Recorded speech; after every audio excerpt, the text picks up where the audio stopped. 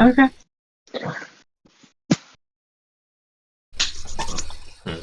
And I mean, like, also because I feel guilty about not like going live for like 20 minutes after we were supposed to be live, even though there were technical difficulties. Hello, everybody. Discord decided in between sessions to change how bubbles work in like calls. So I just gotta. There we go.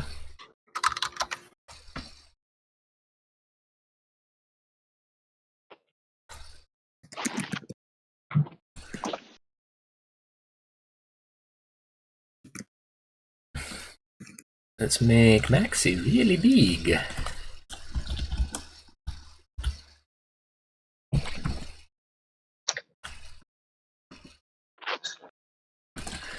And then crop. Oh, no. Don't do that. Don't do that. Don't move the damn thing after I've already finished moving it when I select it again. That's not allowed. Let's do Beth next. This isn't the sort of thing that one should really be doing on stream, but like we didn't have a lot of time because there were other technical difficulties. Hey Beth, your icon actually like blends into your like box a little bit. So can you just talk so I can tell where the edge is?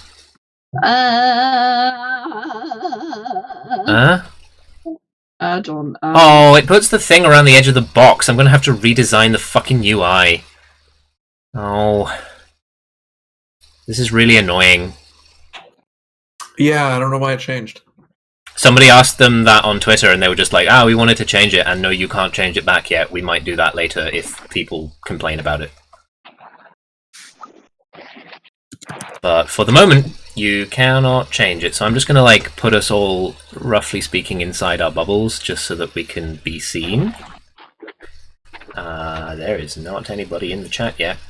But beyond that, I guess we don't get to see the talky stuff. So those of you with voice blindness, I'm sorry. There's not a lot that I can actually like do about that right at the moment. No.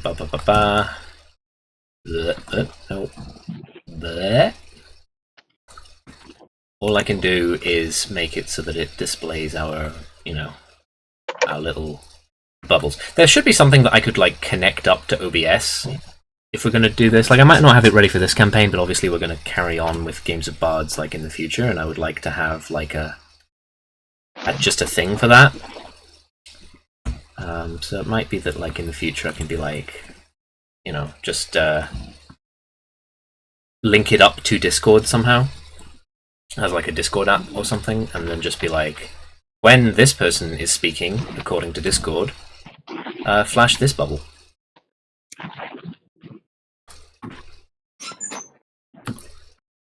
Like I don't really want to do like video at the moment.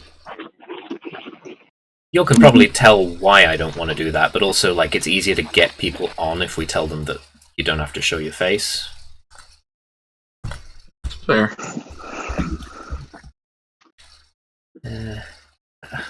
Why is it as soon as I like try and edit any of this, it just moves the damn thing around? It's like, no, just change the scale. I didn't ask you to move it around.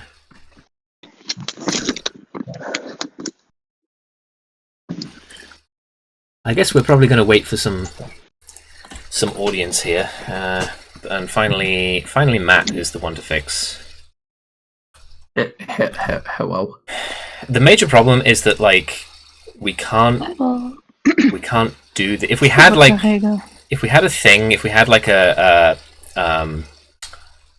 where the hell are you, Matt? Are you? I am in America. No, I mean where in the line of right, yes, here you are. I was like, where in the line of boxes are you? I can't find your icon.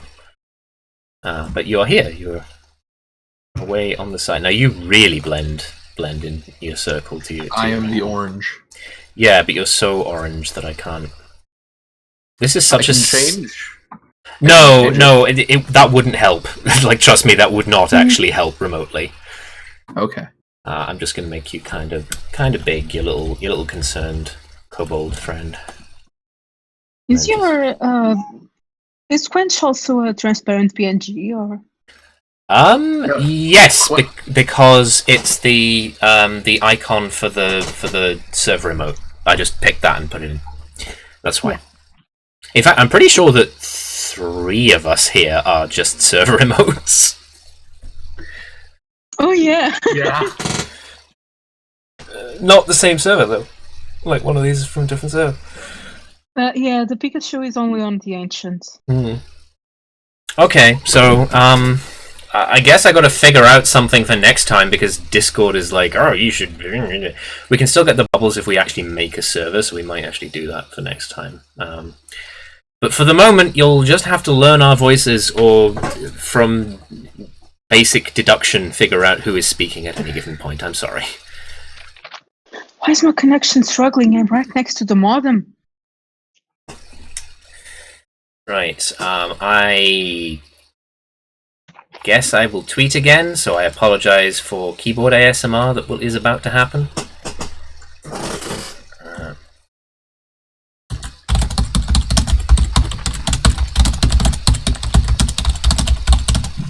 Actually, I can just mute myself.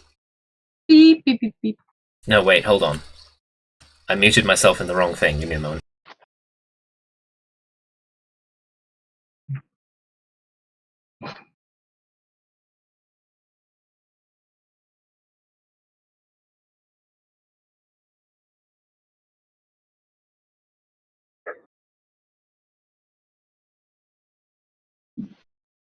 Hello? Hello. Oh boy.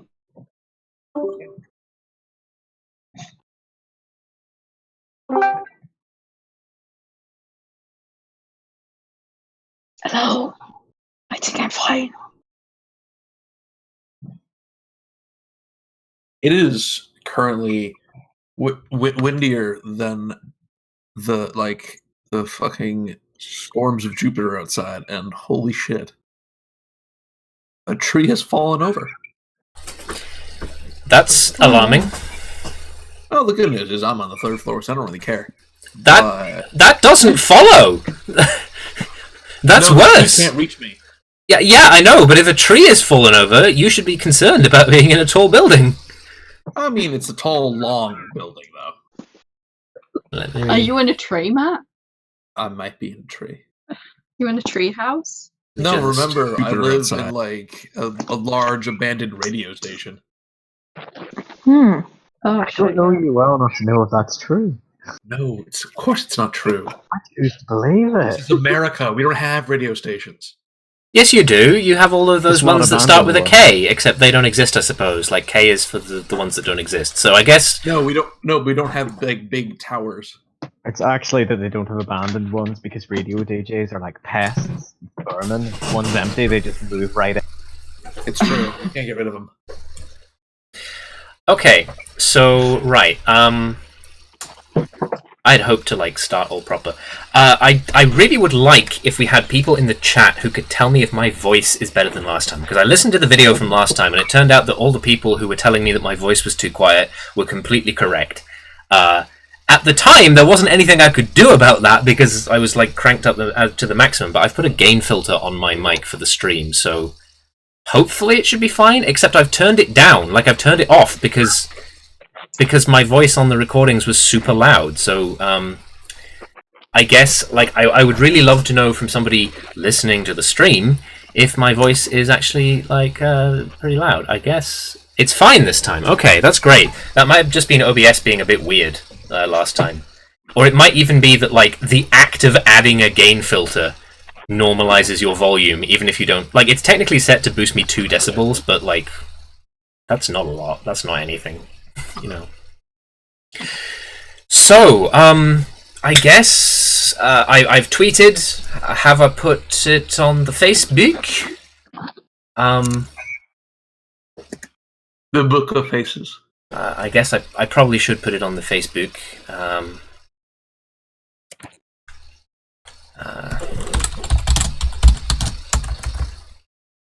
I think D&D Beyond might be struggling with everybody being home and playing Friday night D&D. It's a possibility. Yeah.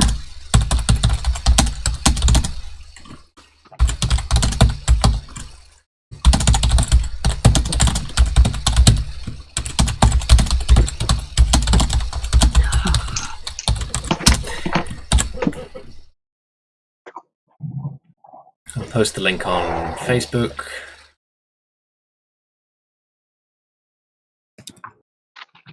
And I guess I will post that on Mastodon as well, because I posted the thing before. Right, so let me see. Let me mute my social media tabs so that we don't hear those. And I don't think there are any other tabs that can make noise. Technically that one can, but nobody mentions it, messages me. So yeah, we should be good. So yes, hello everybody, and welcome to the game of Bards, Magic the Gathering, Friends of Muzema, Session 2 of however many sessions it takes to finish this campaign. I'm thinking it will probably end up being like 6 or 7? Something like that. My name is Alexa, and if you think that my voice is discordant with that, so do I. I need money to help with that. You can go and donate to our Patreon if you want. Otherwise, shut up. So, yes, this is... For those of you who either didn't watch the stream video from last time or couldn't hear my voice on the stream video from last time, which is a genuine problem, this is a campaign, a D&D campaign that I am running set in the Magic the Gathering multiverse. It uses elements of a previous campaign that I've run set in that universe. In that there are some pre-existing non-canon elements, but beyond that, you don't need any like prior knowledge to understand what is going on.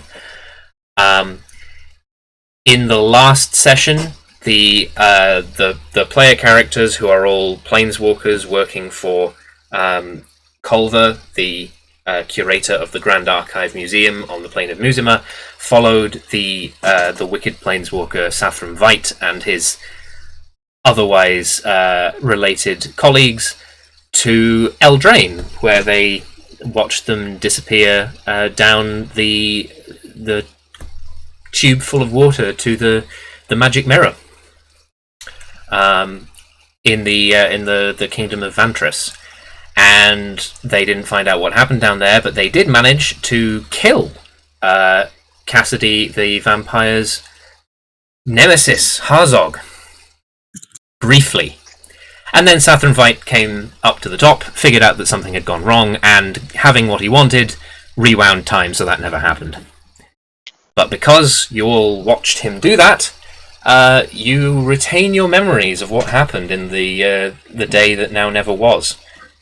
Unfortunately, so does Sathram, and he retains all of the items on his person and all of the abilities that he might have gained. So we will resume our narrative in just a moment, but first of all, we see a desert. Not a sandy desert, a desert of dry, cracked soil. Clay, almost. Beige earth that looks like it has spent a long time never touching any kind of moisture. The wind blows tumbleweeds across parts of this great expanse, but there is otherwise very little signs of life or even things to break up the monotony of the imagery that we see. Except as we pan out farther and farther, we spy in the corner of our vision a tiny shape of a large dead tree. And there is a figure next to this large dead tree. At least at first we think so. Then we realize that there are two figures in this view, but one of them is standing beside the tree, whereas the other one appears to be strung up, attached to the tree by some mechanism, some device. Almost as if in crucifixion. As we zoom in closer, we recognize the bloodied, battered, and seemingly incredibly dehydrated form of the man who we will come to know as Cassidy Gallows. And standing off to the side is another man in a large, wide-brimmed hat carrying a group of small hand crossbows and a bandolier of interesting darts for them. A dog man, an Einok, who we will recognize as Harzog. Harzog looks up at the figure hanging from the tree, and he says, "Reckon I owe you an apology, Cassidy. 'Cause see, when you first turned up in Hope Springs and you came straight to my office, you said to me, in your righteous little way, I'm going to save Hope Springs from you. I'm going to make it so your stranglehold on the water of the people of this town is utterly broken. And I remember at the time I told you there ain't absolutely no way that some jumped up little out-of-town upstart is gonna stop the good thing that Harzog has got going. And I have to admit, I was wrong. You did as you set out to do. Of course, the thing that I didn't figure on is how far you were willing to go to achieve your goal. I thought there'd be violence, for certain. I thought maybe even you would tearfully have to kill some of the people who had been shoved too far down into my pocket to really save the town without destroying. But what I didn't think in my wildest dreams you would be prepared to do would be to destroy the source of water that I had a stranglehold over. I have to admit, I underestimated you, Cassidy. I didn't think that you had the balls. Of course, the thing about that is, it really puts an interesting spin on what you did for all the people you supposedly helped, doesn't it? What do you think their takeaway from this is going to be? Do you think, as they walk out into the frontier, away from the wreckage of Hope Springs in the search of new water sources to start new towns, they'll think, well, at least now we don't got to deal with Harzog. At least now we's free.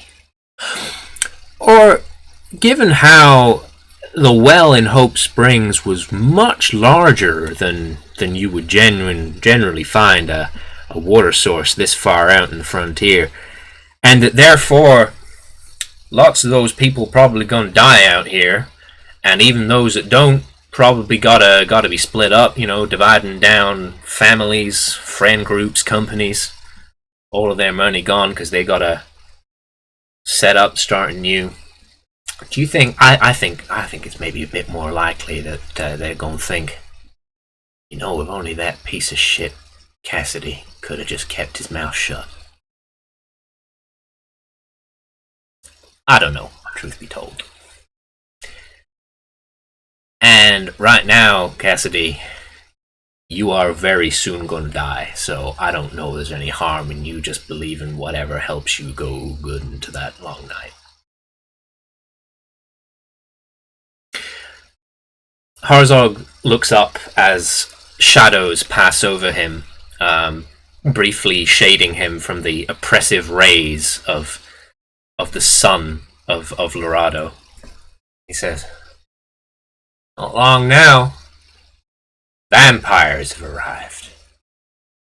You can see him up there, Cassidy? They're circling." When I move off, they're gonna come down, Cassidy. They're gonna whisper promises in your ear. And, well, you know my stance on that. I think that every man should be able to prepare his own answer to the question that the vampires ask, but I think I do owe you at least the tools to make an informed decision. You could choose revenge if you want, Cassidy, but you're going to doom yourself to a life of transformation into one of those horrors at the edge of the night. Because, you see, you ain't never going to find me to get your revenge. I tricked you all. I have bamboozled all the people of Home Springs, you might say. Because, see, thing is, I'm not from Lorado, if such a thing is conceivable in your mind. There is a whole slew of worlds beyond this one, Cassidy. And, I have traveled to many of them. Would you believe that the vast majority of them do not have the oppressive problems with water that Lorado does? But I liked it here because I had power. I had control. I was a small-time little varmint, and I just wanted a piece of a world that was mine, and you fucked that up for me. So I don't know that once I leave, I'm going to have any reason to come back to Lorado. You cannot go. Do you understand, Cassidy? I'm leaving Lorado, and I'm only coming back if I find redemption. And if you become one of the living dead of the night, you know that that is the one place where you cannot set foot. If you fear death, then for sure, take the deal. Become a vampire, but you ain't never gonna find me for your revenge, Cassidy. And Harzog turns around and almost, Cassidy, you feel as if you're having some sort of hallucination from the dehydration, but you watch him just sort of draw a shimmering door in the air and step through it into a space beyond where you cannot see where it leads, and just disappear, leaving you hung from this tree with the dark winged shapes of the vulture-like vampires circling above. As soon as Harzog has disappeared, one of the shapes begins getting larger and larger on the ground as a vampire swoops down towards you. It's one of the more bestial ones. It's you're not entirely sure if it's turning into a horror or a demon, but it's half gone. But it perches on the tree, on a branch of the dead tree next to your ear, and says, "What is your name?" Now Cassidy just kind of like, in an act of last bit of spite that he could, kind of like spits out like a mixture of like saliva and blood where Harzog was. Just, Cassidy. Cassidy. My name is Cassidy. Cassidy. Do you want to die, Cassidy?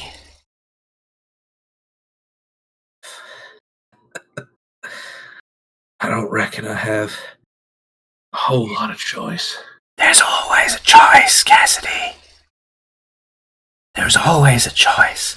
Seems to me, I was up there, we couldn't hear a whole lot of what was going on, but seems to me that dog boy there screwed you over right bad. And we can help you get revenge, Cassidy. But we gotta have your agreement and your blood. He's gone. He's gone. I can't find him. Who says?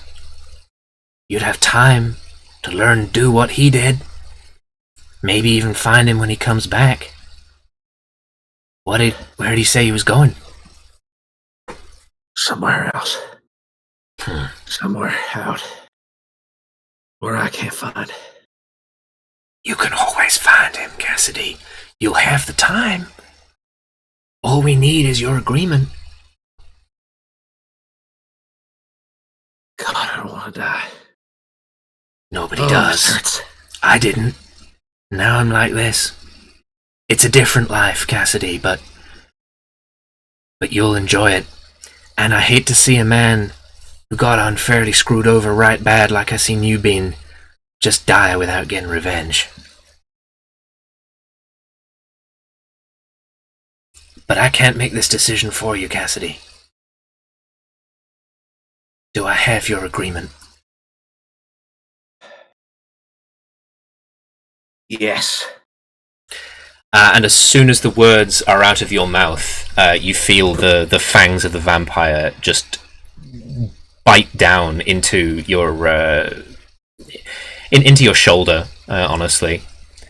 And as the pain sears through you, I think for perhaps a minute or so, you are just screaming in anguish and anger. And then the vampire is left utterly confused as you disappear in a swirl of feathers and blood. And the ropes that tied you to the tree just slacken off and fall to the ground. And it's maybe a few minutes before you open your eyes, wondering perhaps if you might be dead. But you see a great vista. You see grass, more grass than you've ever seen in your life, just covering a valley. And in the sky, enormous diamond-shaped stones with runes or something carved on them, just hanging in the air.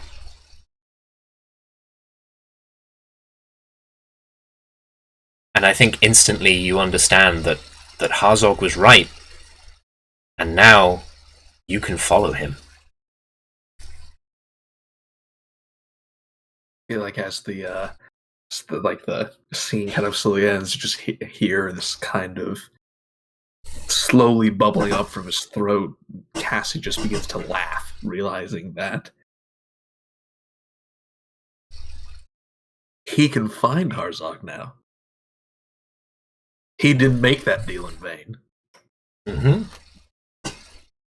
But whoop, back to reality. Whoop, there goes gravity, or rather time, actually, because we snap back out of Cassidy's memories to Culver's office.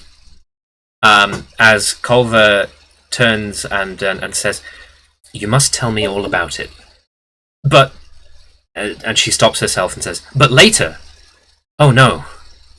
No, you must go, now. You must travel to Eldraine again. He didn't see you, did he, Sathram?" Not that I reckon. Alright, well, he didn't see you. Then he found it acceptable to rewind time, which meant that he would retain whatever it was that he got. Where you... Huh? What? Hang on. Did we lose somebody? We lost Beth. And that's made all of the things wrong. It's made all of the... What's-its gone. Oh. All of our bubbles are incorrect because we lost Beth. Oh, she's offline. Okay. Well, I mean, I'm not going to make the bubbles correct until we get it back. So I guess It's so weird on iOS. Beth's bubble still shows up. It's just grayed out. Huh? Weird. Yeah. I mean, like she's on the members list and she's grayed out. I should probably try and get the can I can't really see the images. If y'all wanted to post your profile picture images in the chat, then maybe I could just stick those onto onto the thing anyway. Although, on the other hand, I don't want to do that. I don't want to do the work of doing that. Oh. Wow. Whoops. I mean, I say whoops as if it bloody matters, like all the bubbles are messed up. Back next me. What Your sword went down for me. Okay, well, hang on. Let's wait and see. She's back online.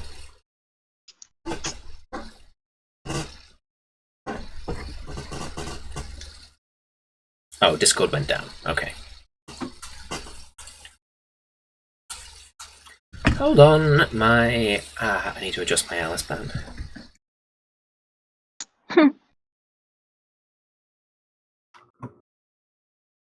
I see, Doctor. What the Hey, Beth is back and our bubbles are correct again. Yay! That went funny, don't worry. Oops. You know, my mum's doing like a thing with her friends over like Skype and stuff like that, so Oh, okay. yeah, just Very good. unless you want to deny Mama Ray her Oh, absolutely not. socialization. No, I've met your mother. She's lovely. I wouldn't deny that to her. Good. I don't think she'd listen to me anyway. No. True enough. My parents were watching a thing actually, but I think they're done now. So yeah, where was I? Oh yes, Culver was saying you must tell me all about it. Wait, no, later. And then she asked about if Sathram saw you, and you said that he didn't. And she decided then that meant that whatever it was he got, it was something he'd retained through the rewind, which means that there is no time to lose. She says, you absolutely must get back to Eldraine immediately. There's no time for any other kind of preparation that you were doing. You have to find him before he planeswalks again. Where do you think he'd go next? Well, I don't know. That's why you must find him on Eldraine. Watch where he goes. And then come back to me. Okay. I guess back we go. Okay. So you planeswalk. Planeswalking accurately, it will take you like probably. I say probably. I know. I made the rules. It takes you a minute to planeswalk accurately. You can planeswalk in a shorter time than that, but then there is a degree of like possibility for failure. So I guess the question is, how recklessly are you planeswalking? I don't think we're gonna recklessly planeswalk. Carefully. Dujom's already fucked up once. All right.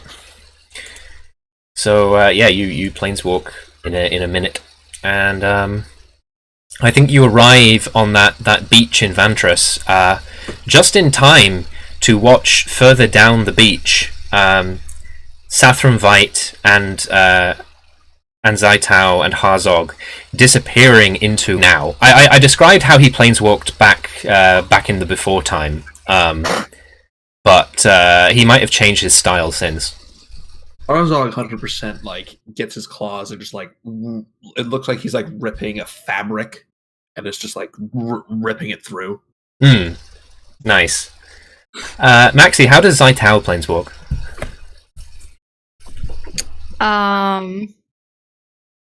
Probably would it be quite flashy? Would it? I don't know. Probably like to project an aura of like grace and menace, and like maybe implement the use of silk. So maybe she does like the thing where she like wraps herself up in a band of silk, and then as the band like stops spinning, she's just gone. Yeah. But perhaps like on the surface of the silk, you see a reflection of where it is that she's going.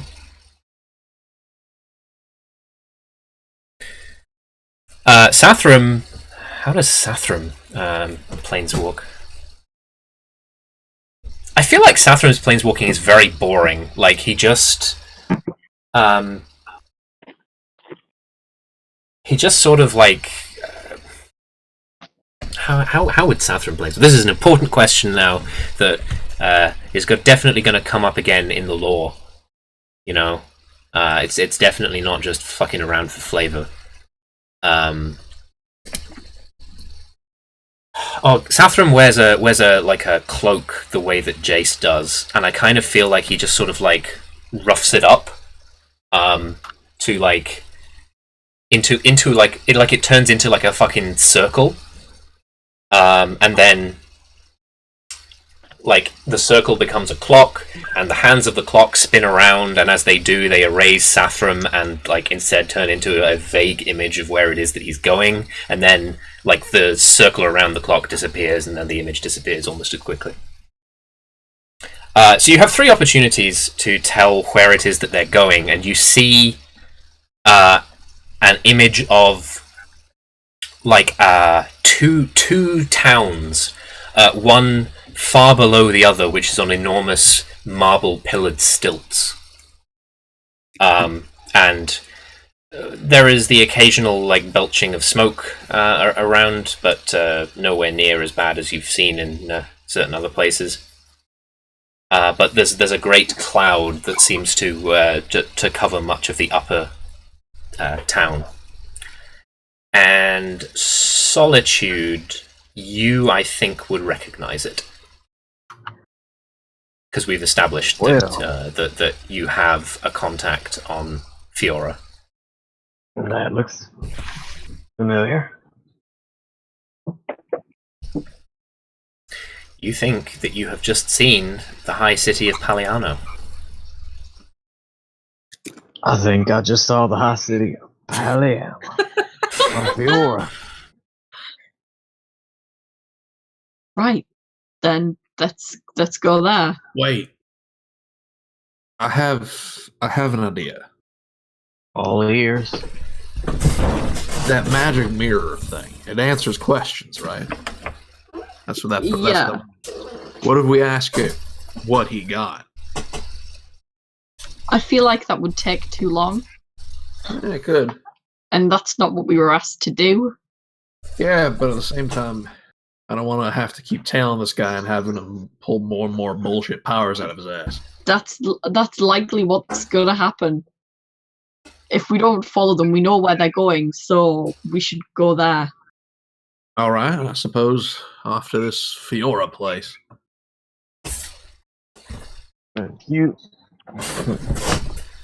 You think you can describe Harzog well enough? I think I know someone on Fiora can help us find him. Good. On my mark, when you're ready. And Solitude starts playing. Cassidy's going to take his time, full minute before he planeswalks. Dujom's probably going to be a little bit hasty. Oh, uh-oh. Okay. How hasty? Maybe he wants it to take half the time it normally does, you know? Okay. Do I have the thing set up correctly yet? I think I do. So that would be... But you can't go to any of these places, but you might go to any of these places. So... roll D100. Oh god, the child. This little baby.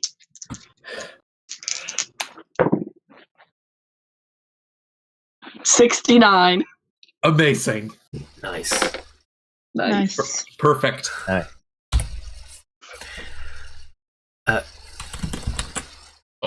Oh, 69. Okay. Oh. So, Bye-bye. is everybody else taking preparation time? Mm-hmm. Of course. Halfway through your like preparation to planeswalk, Dujom disappears, Uh-oh. That's normal.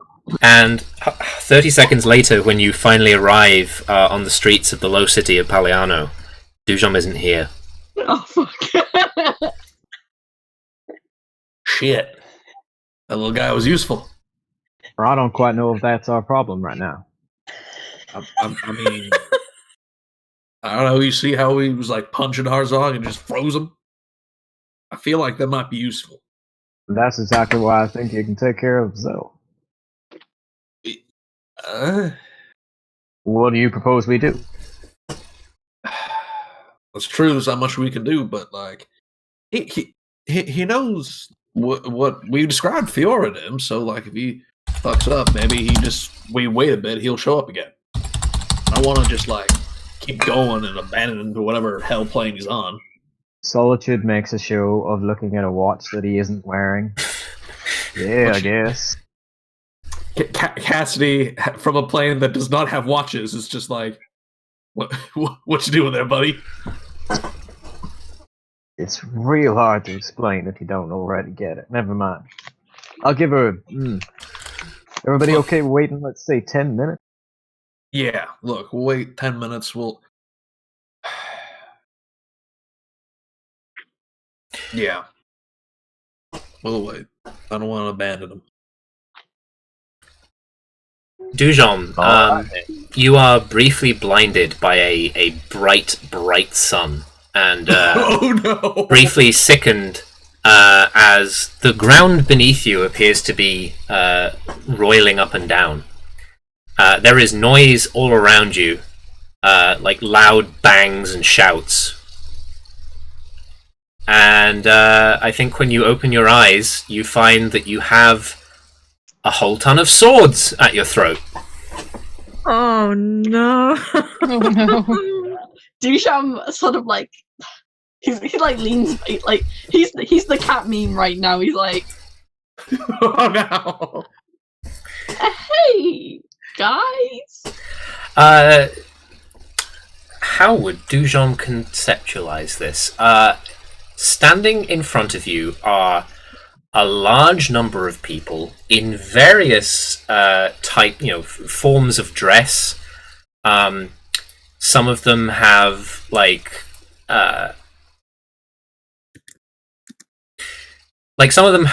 very loose white shirts on. Pretty much all of them are wearing like some sort of like weird breeches like trousers and big like boots that come up to like the middle of their thigh at the very least. Middle of their thigh? Hold on. No, not thigh. What's the other thing? Leg. Leg, I guess. Lower leg. No, they're not wearing fucking thigh highs. I'm sorry. No! Commit, you coward. Not all of them, at least.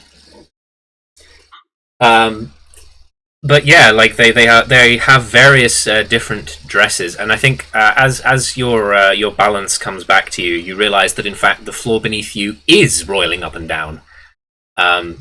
It's made of wood. Many of these people are brandishing like some sort of vaguely curved sword, not as curved as like the scimitars from back home, but like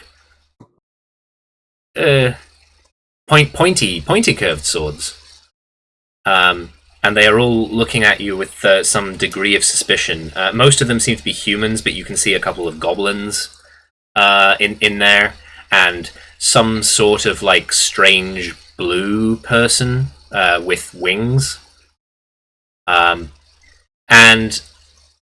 wearing a jacket and like some sort of very ostentatious looking hat is this enormously tall and wide woman with graying hair.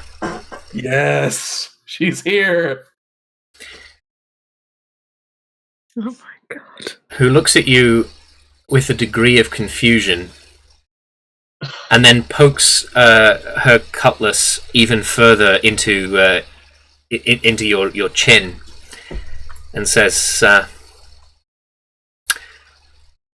feel like you might perhaps want to explain yourself. Now, boy.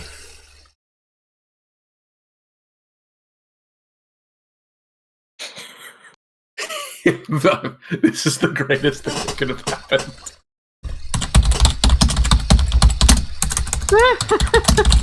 We're gonna come back. Our monk has like a pirate hat now.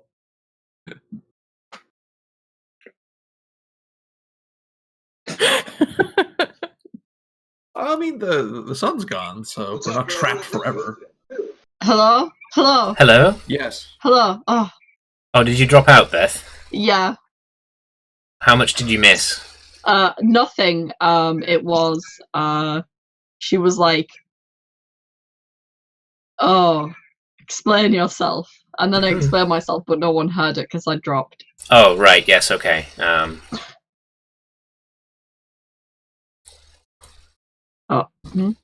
I guess explain yourself again. Okay. Well, okay. I will, if everybody puts down their weapons. How about that? That seems fair. She looks like she's thinking about it for a moment and says, boys and girls, I don't really feel like perhaps this gentleman quite understands the position that he's in. You don't really get to be making deals right now, my lad. You need to explain how exactly you've teleported onto our deck here, because we're sort of in the middle of something. Well, I don't really... Okay, so... how do I explain this? It was an accident. I was trying to go somewhere else, and I've ended up here. That's a start. You hear a bang, and suddenly a large black round object just sails over everybody's head past the. I guess this is a question I have for you. Does Dujom know what a boat is? Yeah. Okay. Dujom's travelled to other planes before. Dujom knows what a boat is. He knows what pirates. He understands the situation. He's met pirates before. Some of his best friends are pirates, in fact. Oh no. Our lucky boy.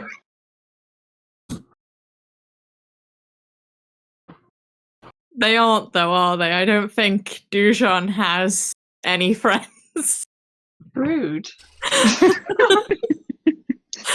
I'm sorry, but this is the vibe I get. I think he says that he has a lot of friends. I don't know that Dujom would be able to correctly ascertain whether or not he has friends. I think there are a lot of people who don't really think about Dujom a lot, who Dujom believes are his friends. Yeah. Oh my god. Why does everybody always make my characters losers? Why can't I ever play? Because you make your own character a loser.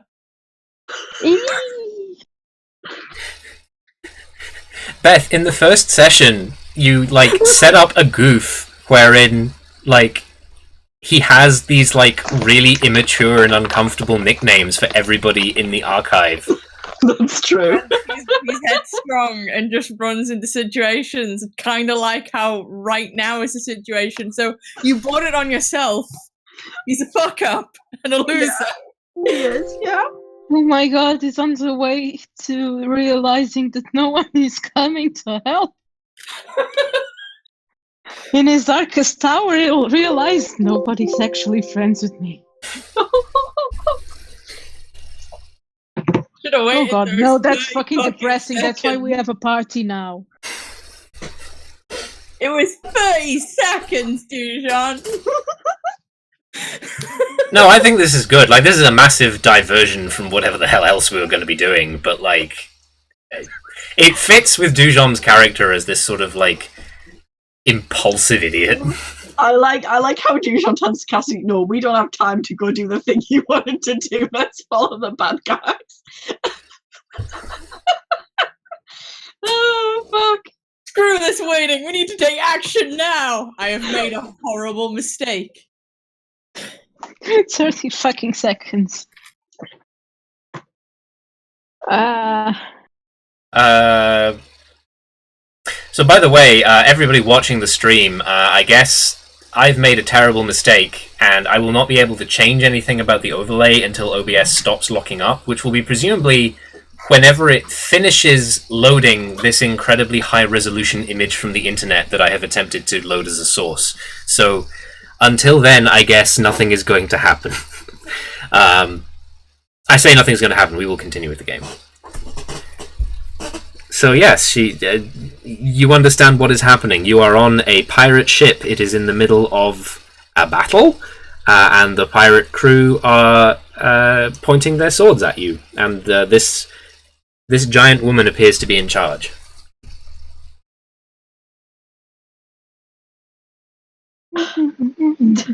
Dujom will put on his biggest puppy eyes and go, "Look, this is all very much a mistake. I didn't mean to turn up here. I'll go. It's fine. Don't worry about it."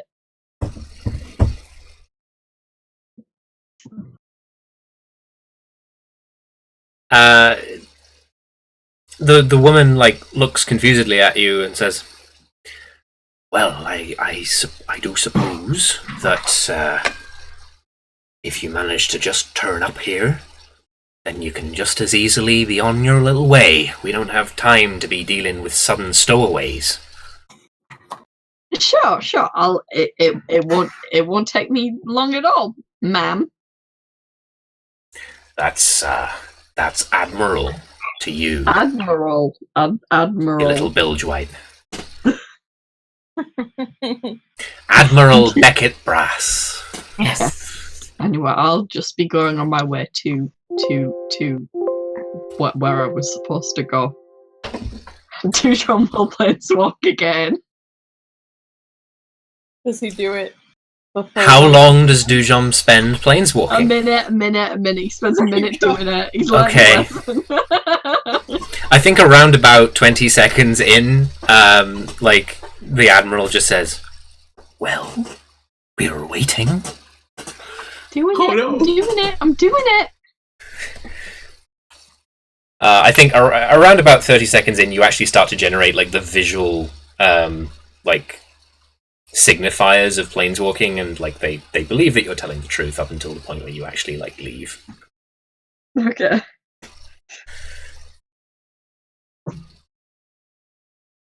Apologies for bong noises, but this image is not loading and I can't do anything with OBS until it's done. This was a terrible idea. I shouldn't have had the file system attempt to download this image, because it's just straight up not loading. But until it doesn't load, I can't do anything. I sure as hell hope nobody casts a signature spell, because I can't I can do nothing. You hear that? I can do absolutely nothing here. At least we're still online. We are still online, that much is true.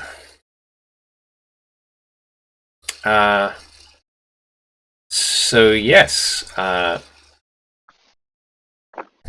in the meantime, I guess you're waiting around about 2 minutes, and then suddenly Dujom appears, quite a bit wetter and saltier smelling, just in the middle of all of you. Ah, see? Told you should have waited. Yeah, see, it's fine. It was fine. Bet you didn't even have to wait 5 minutes. It's fine. Yeah, big question. What happened? Don't worry about it. Let's go. Not for me. You may want to towel off. Can I Ching Yin roll insight? I don't see why not. Okay, cool.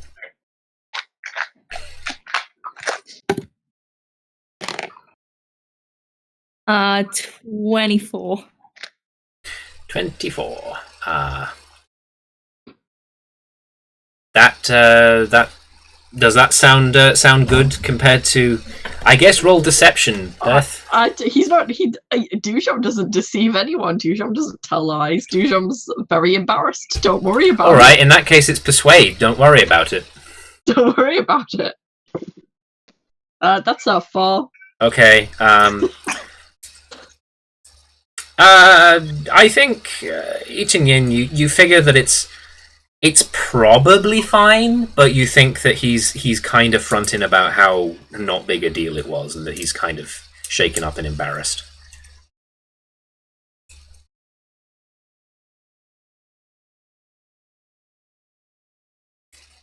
I Ching Yin is going to kind of raise one of her paws and kind of just pat him on the head. Thanks, Foxy. That means something. That's why you don't have any friends. That's mean. Dujom just like looks at No, Paladin and goes, No, that's sorry. Oh, that was out of character. Okay. Yeah, that's. I know I don't. Okay. It's troublesome enough for me to speak clearly. Let's I learn was what's next. just saying, big words for the person can't go up a ladder. I'm just... That I mean, was they can they can planeswalk correctly. That's true. Okay, right, stop bullying me.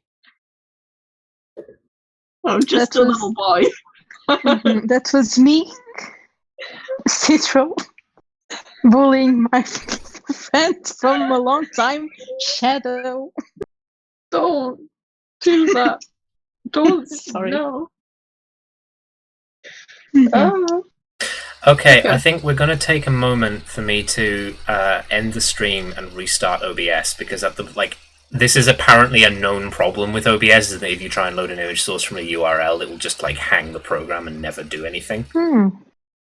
I say a known problem with OBS. They're blaming the Windows API. They say that like it does something weird that they can't fix.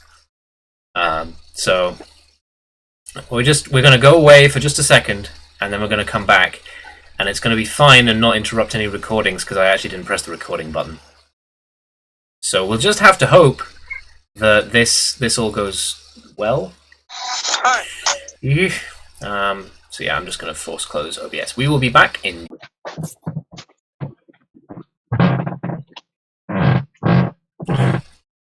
YouTube recommendations over those videos.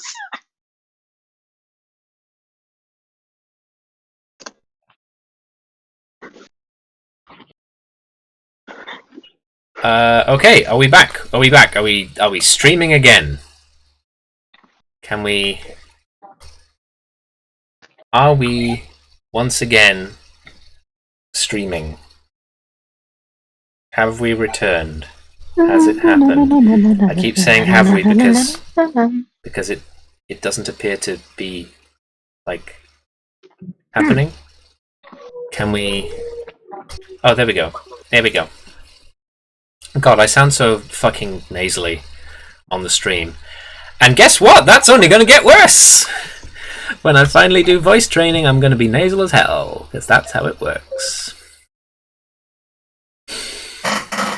Anyway, to the one viewer that we have, I guess, like, do we sound okay? Are we sounding good now? God, I sound so fucking nasally on the stream. Who has stream open? Sorry, How dare? I was. It's all cyclical. It's No. turning into No, a I loop. was trying to. It does sound fine though. Yeah, yeah, all right. Thank you. That's nice of you. Right, so we are back, and I will not attempt to do that again. I don't know why it didn't work. I can be your hero, baby. Beth, Yeah? do you remember the conversation that we had before we went live?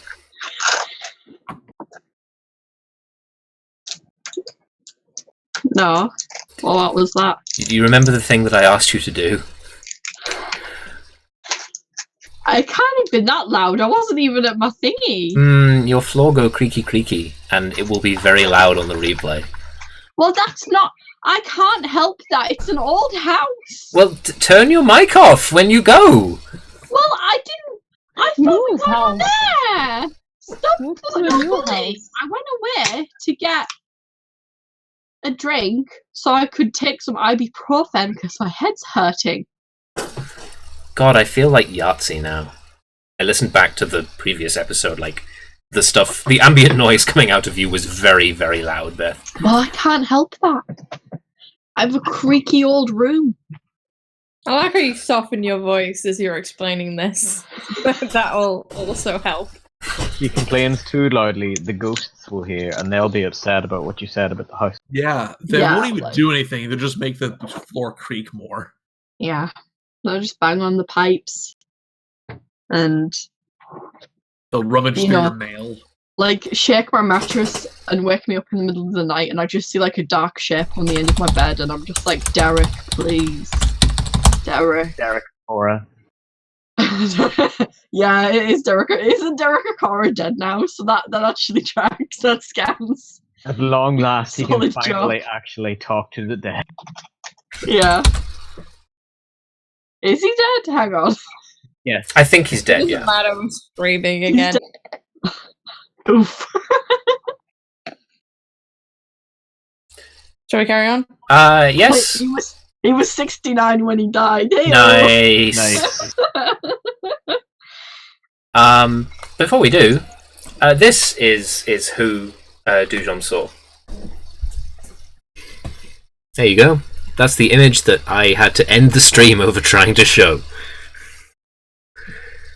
My Commander EDH character. I've run her as a Brawl commander, not as a full commander, but in Brawl she was pretty decent.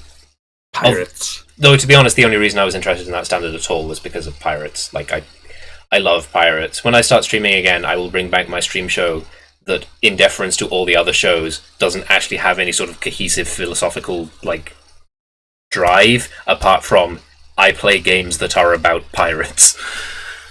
I just sometimes you just like pirates. That's fine. And again, to be clear, all of the games about pirates are basically the same game. Like, they're all Sid Meier's Pirates. Every fucking game that Akela has ever made, Windward is pretty much Sid Meier's Pirates, just with like a lot of the like shore leave stuff cut out. I've played a couple of really bad games that were evidently trying to be Sid Meier's Pirates. And at some point I'm just like, no, Sid Meier's Pirates is the pirate game that there is. Assassin's Creed 4 isn't Sid Meier's Pirates, but it's also an Assassin's Creed game, which leads me to believe it's not very good. It's actually Assassin's Creed 4 is fucking solid. I'd recommend it. It was fun. I do own it. I would probably play it on that show at some point. It's fun. It's fun. Also, if you own it, you should play it anywhere. I petition to make all people who have Steam games actually play the Steam games. Well, I mean, okay, here's the thing. Steam sales. Here's the thing, right? The reason I'm not playing Assassin's Creed 4 is, first of all, I would only play it on stream, and I'm not streaming games at the moment.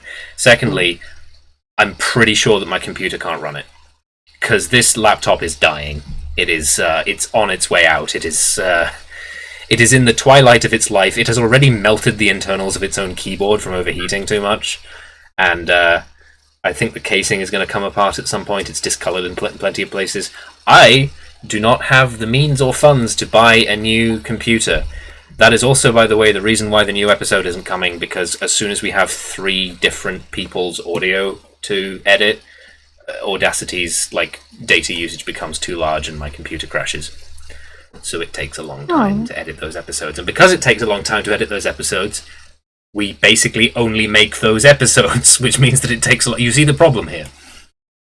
So, so I guess a new computer seems like a big fucking stretch, but if anybody wants to chip in on the Patreon, I mean, we should probably like link the Patreon somewhere. We should also like fucking post the episodes that we do on the bloody Patreon, which I haven't been doing because nobody's subscribed to it, so it feels like not helpful to do. But whatever. Anyway, yes, you are all back on Fiora.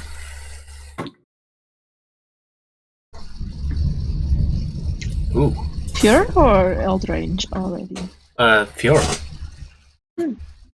That was where you were planeswalking to.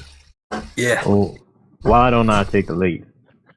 Sure. I don't think I've ever been here before. I got a friend of mine live near here. His name's Douglas. Oh, And, fantastic then. If Douglas can't find your man, Douglas will know who can. Okay. And then we go to Douglas's house for tea. Richard, do we want to explain the joke that got us here? Got a typo. I asked for a Douglas. I can't remember what I was Spyglass. asking You for. were I asking asked for a you spyglass, and your phone was it, yeah. auto-corrected it to Douglas, and then you were like, I don't want a Douglas, and then I was like, well... On to the idea of having a Douglas after that. Mm-hmm. We're gonna go see my pal Douglas. Okay. He's the first man I met after planeswalking. I should actually probably get rid of that image on VT. I've always wanted... We're not quite like Apocalypse World tier like circles or whatever, but we do want to try. We want to use what's the D&D version called? I know a guy. I know a guy. Yeah. So You need an NPC, and you ask one of the players to know a guy. Yeah. And they make somebody up rather than the DM making somebody up. And it's So- a way of getting players more engaged. the person who came up with this, who I think was slightly unfairly slighted on account of how, like, basically if you play any game other than D&D, this is not a new concept, like, not remotely, so it's kind of like cringe. But I know a guy, as it's supposed to work in D&D, is that it's meant to emulate, what did he say, the part in The Empire Strikes Back where they go to see Lando, but Han isn't sure how Lando will receive him. Yeah. That was kind of what I was picturing for this, to be honest. So Like, in any situation on the way where there, Solitude is like, this guy is my best friend, and we get there and he slams the door and refuses to let us in. sure. In any situation where it makes sense, a PC can declare "I know a guy" and then quickly sketch that NPC and the relationship. Fewer details are usually better. That leaves room for the DM and PCs to play. Upon declaration, the NPC exists. Then, when the PCs try to interact with the NPC, the player who created that NPC makes a charisma roll to see how the NPC reacts. Depending upon the situation, the DM may decide advantage/disadvantage applies. I think from what little you've told me about Douglas, the two of you left on largely neutral terms. Not positive, but not negative either. So I think you don't have advantage or disadvantage. No problem. Straight charisma roll, did you say? Or Yes. Just straight charisma roll.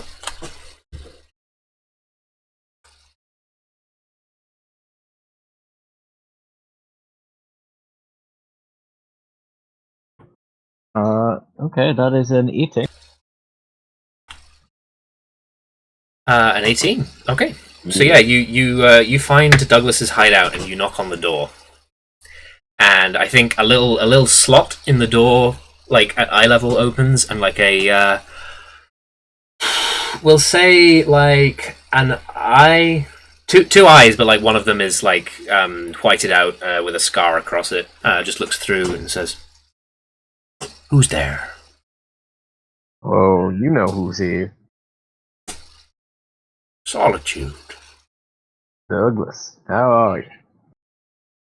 The slat like is shoved back, and the door opens, and we'll say like a large, fairly boisterous-looking and uncleanly shaven man steps back from the door and says, "Solitude, come in, bring your friends." I'm afraid I'm not alone. Yeah. Everybody, Douglas, this is everybody. I would do introductions, but hopefully we'll be brief. All you need to know is this: my friend is Cassidy. Pleased to meet you, Mr. Cassidy. How you doing? Saul, these are your friends. Are they like you? Oh, anything you could say in front of me, you could say in front of them. But like, I wink massively when I do places out of town. Yes. Fair enough. So I'll not be expecting to see any of you too soon. When we go in, Solitude fixes himself a drink and offers absolutely no one else. Nice. Well, Saul, not that it's not nice to see a friendly face, but we're in a bit of a bind at the moment. So if you could be brief, explain exactly what it is that you've come for. Well, we need to find a man, and I know that when I need to find a man, I need to find you. Well, suppose I've got to say that unless I'm the man you want to find, that's only step one, isn't it? Well, Cassidy here will fill you in, and in return, when all this is over, I'll come back and help with whatever your problem is. How's that sound? Now, come on, Saul, you know that's not true. Hey, name one time I've lied to you. No, here's the thing, Saul. I do believe that you don't ever lie to me. You don't ever willingly tell me an untruth. You honestly mean everything that you say to me, but you're a flake, Saul. You're going to forget, or you're going to get tied up in something else, and I'm not going to see you. So. Well, that sounds like a gamble you're going to have to take right now. You've got a problem, and we've got a problem. Are we at an impasse, Douglas? No, not at all. Look, it all depends on what exactly it is that you want. Because there's a degree of goodwill between us, I've got to admit. There's a degree of stuff that I'm just prepared to do for you, and well, obviously there are some transactions that we can conduct pretty quickly. Okay. So, later today, Cassidy here killed a man, and now we need to find him.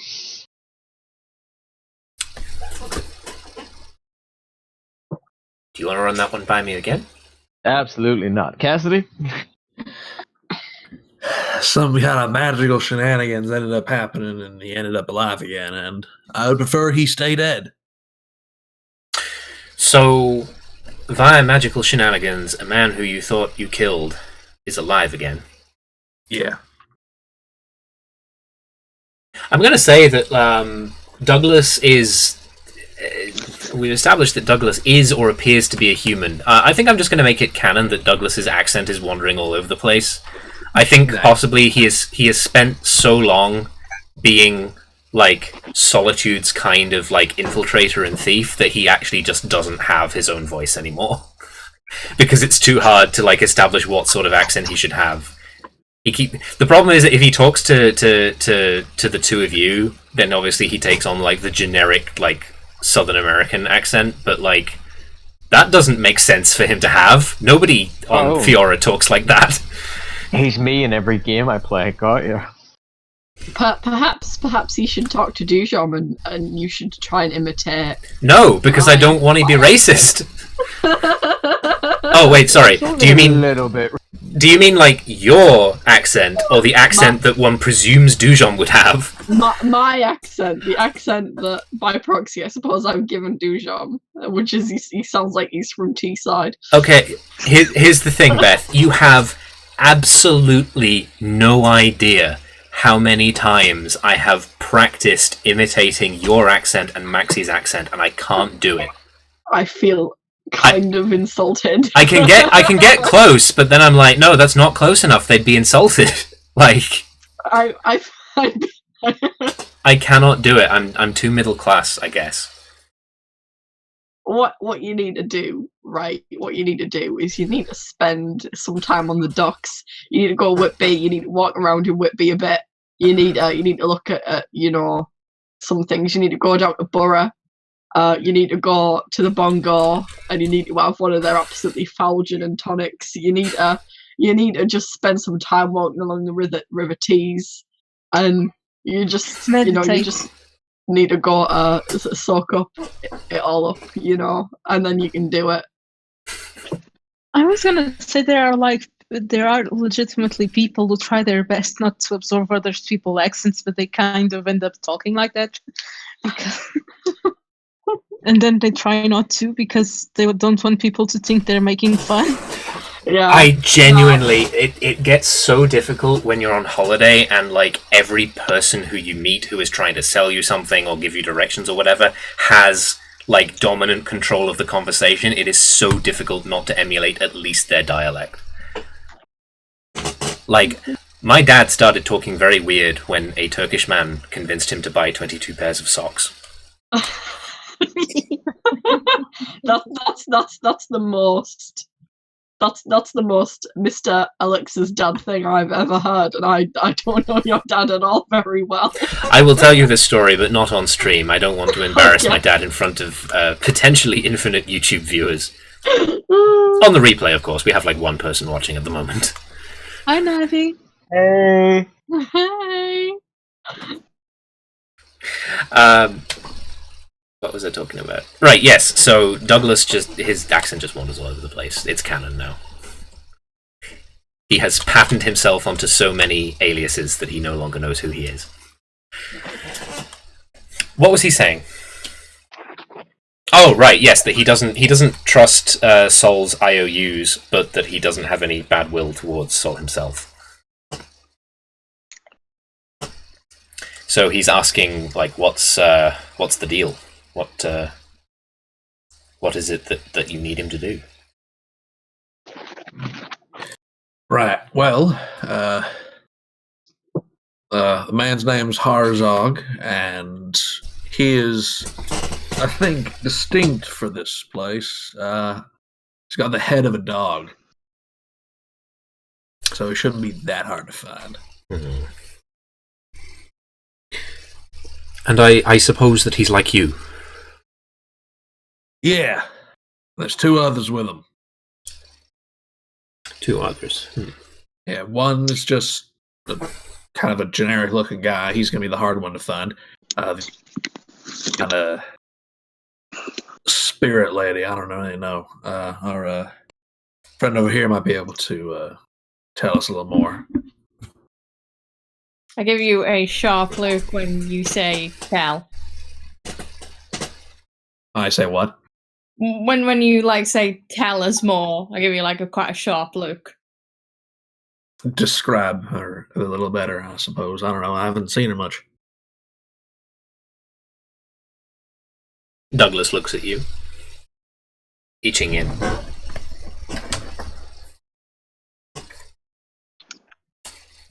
Listen, you said like Iching has like the ability to like communicate through her like thing.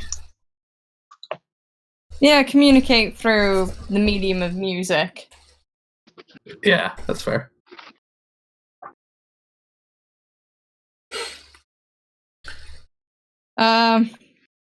Iching Yin will just start like playing on her gochin and express through the chords that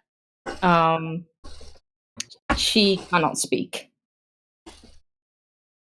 Douglas looks a little frightened when you do this. He says, I see. Not sure how I see, but I see. That's a neat trick there. I think possibly you might want to keep that on the down low there, Missy. Your those paws of yours are already kinda standing out. And her ears and tail. And furry forehead and fox eyes.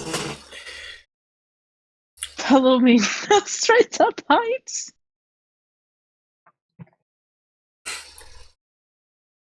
Yeah, I think like Douglas looks up at Palomino for the first time and is like, all right, so if it's not too rude a question, what are you exactly?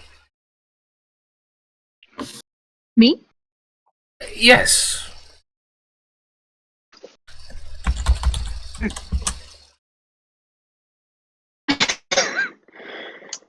What am I? I'm a centaur. So I'm told.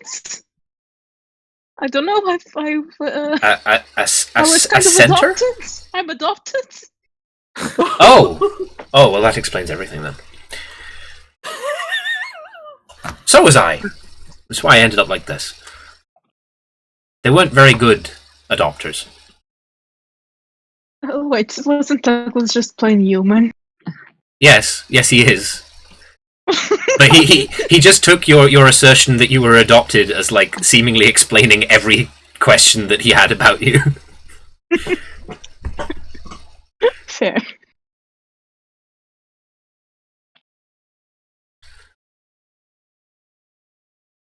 But yeah, poor Palomino doesn't centaur good. Palomino's just like, I'm just a horse. I am just a horse. I'm a small creature. I cannot change help this.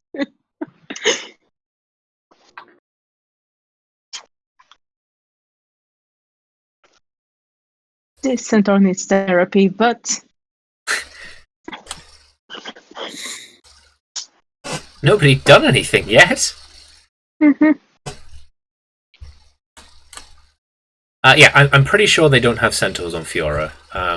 The wiki article for Fiora doesn't actually list races like most of the other plane articles do, but I don't think it has centaurs. I think it has humans, elves, and goblins primarily. Well, it's got like all kinds of weird stuff in the wild, so it wouldn't be that. Yeah, but That's it strange. doesn't generally like come in. I mean, I guess there's ghosts as well, but point is, none of these things are what Paliano obviously is, apart from perhaps some sort of weird experiment to merge an elf with a horse. I don't know if we want to think about that one. I actually don't know if it has horses. I think it does. I think there are some like. There's horses. There are knights. Yeah, but like knights doesn't guarantee horses. There are planes that have knights that don't have horses.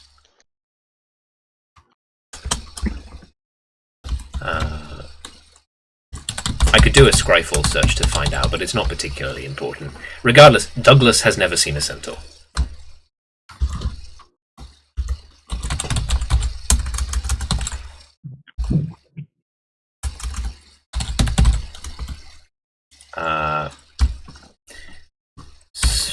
Would anybody else make him feel weird? Like, he's met Sol, he's seen Cassidy and everything that's a big deal about Cassidy. He's seen Palomino. That's going to be... Oh, that's... Oh, no. I'm sorry. I shouldn't have let you... No, I should have known. I should have thought ahead of time, but there we go. Palomino. Be great. We are thereby interrupting the podcast to rename Palomino to Don't Buckskin. rename him. He's already established. You can't. You can't go back to his mother. Unless, like, we give him... Like, maybe Dujom comes up with a party nickname. Horsey. It's going to be Horsey. No, I think we should let Dujom understand that. And it's gonna be horsey. My spleen.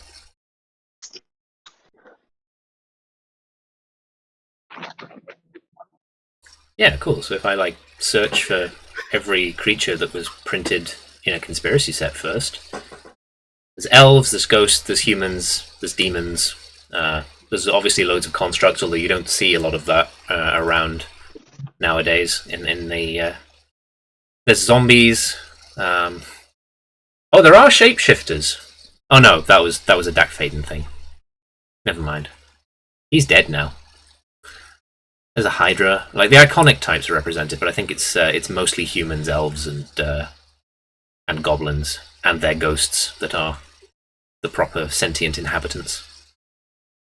There's a homunculus, but homunculi don't count. They get made. They're constructed rather than indigenous. And yeah, there's like an angel. Most of the other stuff appears to be birds for some reason. Just birds. Elemental. Apparently giants are a thing. But no, I'm definitely not seeing centaurs here, so I think yeah, that would be a concern.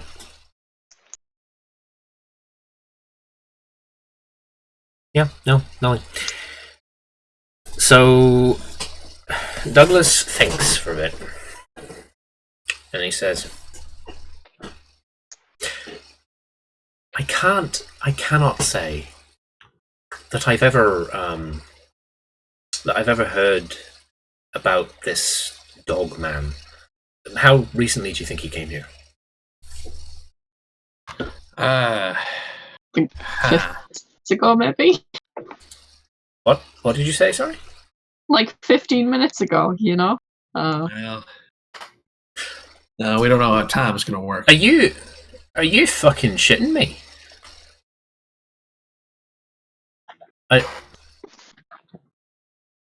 What? 15 minutes ago? And you want me to find the man? I'll not hear about him for a day. Okay. Let's narrow it down. Let's work here, narrow it down. But you ask too much of me, Sol. I'm not an... Look, news travels fast here in Paliano. especially for those who are listening. But it doesn't travel at lightning speed. Do you have any more information? Like, for instance, where he and his buddies might be going? Well, no.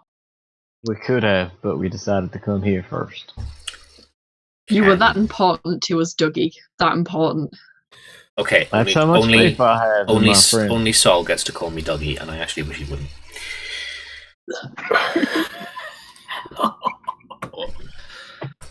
All right. Well. Right. Well, at the very least, it can't be. If our friend here is going to stick out, I suppose he will too. Could we ask you at least keep a lookout? I can do that. But, well, there are going to be problems. Let's put it that way. I have a very strange conception of an idea. Sort of a, like, I wouldn't quite say a thought, but it's close to one. Now, we know what was stolen, and we know not what was asked of the mirror, but that he visited some kind of magical mirror. And in both cases, how I'm looking at it is that what's been taken is knowledge. Let's say somebody was coming to Fiora to steal knowledge, because of course, if you're going to steal knowledge, Fiora is probably the best place to do so. What if it's old knowledge? What if it's lore? Lore of Fiora. The oldest, most forgotten knowledge of Fiora. Where are we talking? Dougie, where are we going? Ain't no vault strong enough, ain't no safe gonna get in my way, ain't no key need to be found. Where am I gonna go? How much time have you got? As much as we Everywhere, every single place, everywhere. In Paliano, out in the wilds, in Trest, I guess, if you want to go further beyond that. Fiora is full of lore. What would a So time much. traveler want here? A time traveler. Someone who can control time. This point, right now, in this city, what would they possibly want? That. Well, that would honestly depend on what they were trying to do. There is a lot going on in Paliano at the moment, and a time traveler capable of going back in time to change the past, this is a person who would be in high demand by a variety of factions. So it would ultimately depend on whether he was sympathetic to one of those factions or whether he would want to wend his own way, cause more chaos. Do you have any idea about what this man's intentions might be? Oh. Do we? Do I? I think if we take a break from Dougie right here, leave him with the dog-headed man description, and all of us go see the damn mirror, find out what was asked of it, because if it's magic enough, maybe it exists outside of the whole time shift thing and it'll be able to tell us. And at the very least, it can tell us something, I guess. Should we all go? Group huddle here. Why do we go see this mirror? Why do we ask it our own question? But should we all go? Do we all need to go do that? I've got a kind of a fear that when we go there, because we've already been there, we'll be there again, and it's not making sense.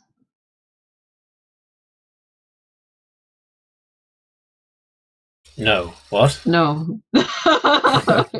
No. So, You know, hang in on. like See time if- travel, if you Let's see if I understand this. You should go ask the magic mirror. I think we should. I don't know if we should all go. I think Alright, only some who of do you- us should go for the mirror, and some of us need to keep an eye on the situation here. All right. Because Who do the you time think should go? well, it's underwater. So who can swim? I know I'm good at swimming. Who else is good at swimming? Palomino, you stay here with me. Thank you. Wait. Do you need to breathe? Don't most people? It's just solitude. Oh, no, of course not. But I don't float either. Well, suppose that wasn't that much a big deal to you, is it? I mean, I can go, but surely, my services are best kept here in Fiora. Do you need to breathe, Cassidy? Alex, two vampires need to breathe. It is uncomfortable not to breathe, but you don't require it. It sounded like a I don't breathe, don't you not breathe kind of question when Cassidy said. Yeah, he's like, well, I suppose. Well, All right. So, me, Dujom, does anyone else want to come? Ichi, yeah? Yeah. She plays a couple of chords to express that she will go with whoever would require her. do you know how to make people breathe underwater? She nods. Oh, Then probably. you should come with. Yes. all right. Solitude is literally just going to sit down and start drinking. I'll take care of things here. All right. You keep our horse boy safe. And I suppose back to Eldraine we go. Okay. So who's staying on Fiora and who's going to Eldraine? So that we've got this sorted out.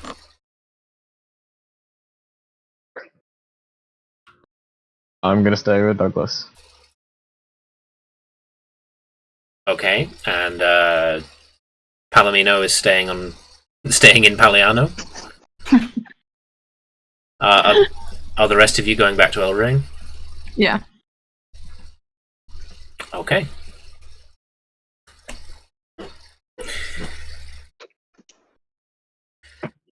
Palomino can swim. Douglas says, I mean, horses can kind of move in water, but they can't really swim. You know. I think actually horses can swim, but not very well. And it sort of complicates it when you I think also they have to be taught to swim. It's not a thing that they intuitively understand. Yeah. Mostly when it comes to horses, it's mostly that the reason why they're so high is so that they don't have to really worry about getting in water.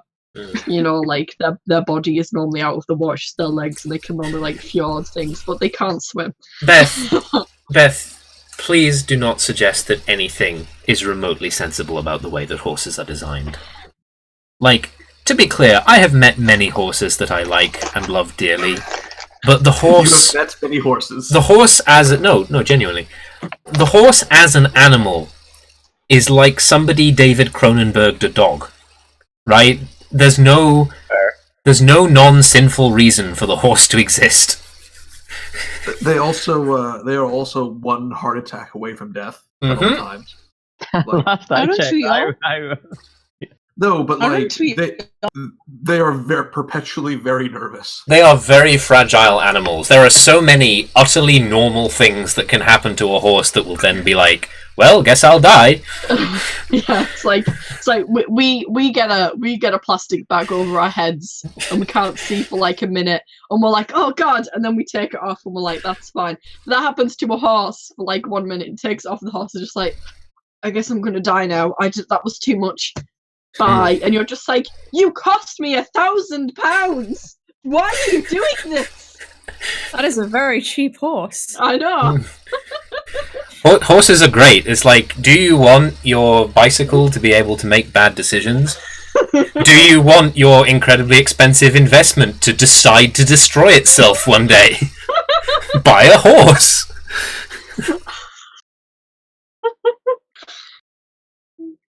Oh, after all, horses can swim, actually.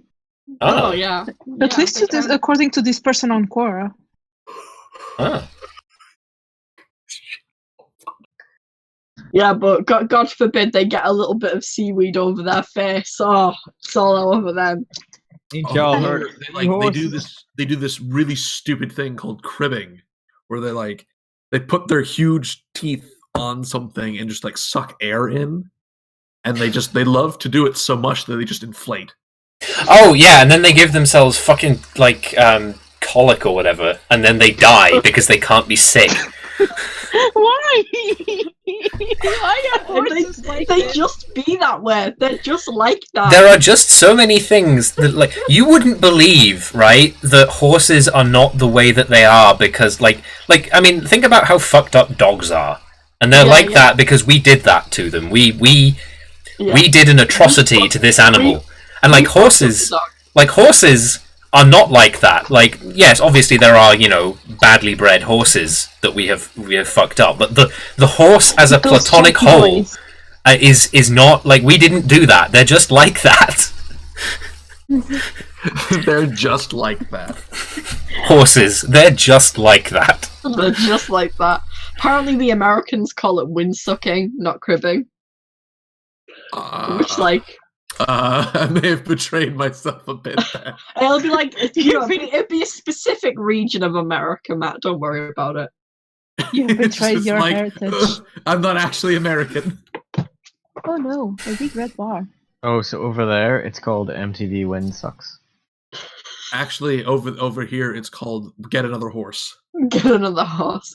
I think it's apparently, like, it's like nervous behavior, apparently, that they get from being bored. But the horses are, like, nervous at all times. Yeah, they are.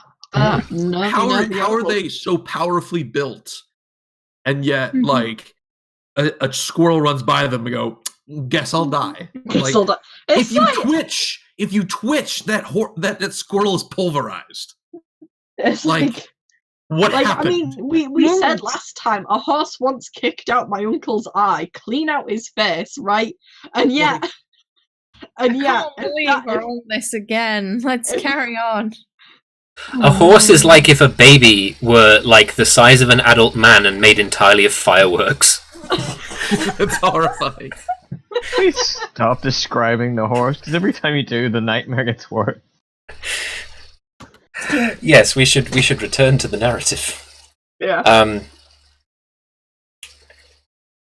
Douglas goes back to thinking. So I guess the three of you who are going to Eldraine, I guess since you've seen the Mirror Chamber, right? Here's the thing: Magic the Gathering lore is very evasive about what degree of fine control planeswalkers actually have over where in a plane they turn up when they planeswalk. Sometimes it's like every planeswalker has to go to the same place on a plane to planeswalk there, and sometimes it's like you can planeswalk behind somebody on the same plane to nothing personal kid them.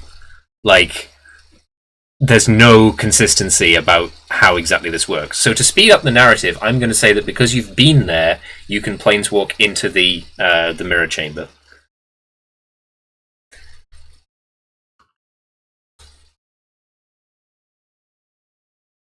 Sound good? Yeah? Yep. Does anybody want to take a ride on the random table? Nope. No. This would probably be bad. You're going to spend a minute then, okay. So We yeah, behave. you planeswalk into the chamber.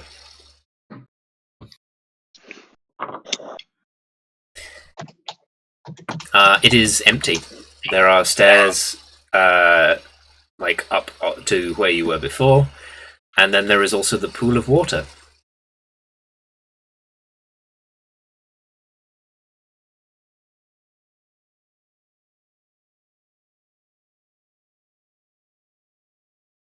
I guess I Ching will sort of like assume a kneeling position and summon her Gochin to like fly, hover in front of her, and begins to play. And visually, what it kind of looks like is like you see the water before you. It looks as though water is being leached away into like and broken up into tiny little fragments of bubbles, and kind of like whirls around all of us and settles against our skin, and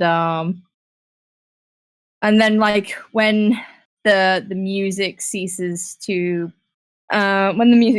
play, the spell has been cast. And while she was playing, I Ching to like a silvery white, and then like turns back into their normal state. And she just like nods and smiles at all of you to indicate that, yep, done. Should be safe to go in. That was beautiful. And completely unnecessary, because the moment that you kneeled down, the water began to drain out of the pool. Aww. Oh. Well, then if you knelt down, like, she would have saw that, right? She would. I think there was a little delay, so probably you started doing that before you realised that the water was actually draining away faster than you could like turn it into these droplets. Very sad. And if you look down the hole, you can actually see the staircase being revealed as the water begins like draining out of the chamber. How come the water didn't drain last time? You don't know. The audience might know because they can look it up on the fucking wiki, but you don't know. Oh yeah. No, they didn't drain either. Like they got turned into water creatures. Yeah, they came like they didn't drain last time. Maybe it just attacks that you aren't water creatures. Oh well. Down we go, I suppose. Well, those Wait. undines are screwed. Fuck them. Yeah, they're dead. Well, so wait. So the water in the water in the thing is like, so there's just a big shaft of air down, right? Yeah, with stairs in it. Oh, okay. There's like a spiral staircase that goes down, including like as the pool opens up into like a wider chamber. I suppose we'll head on down the stairs. The stairs are wet, so you do have to be careful. Everybody make a dexterity save.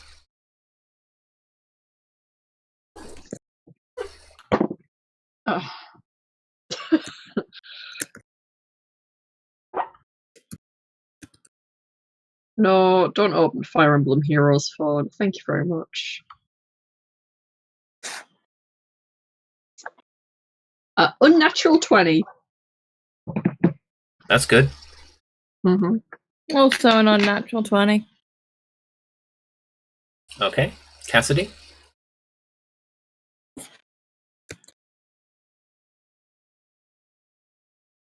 What, dexterity save, right? Yeah.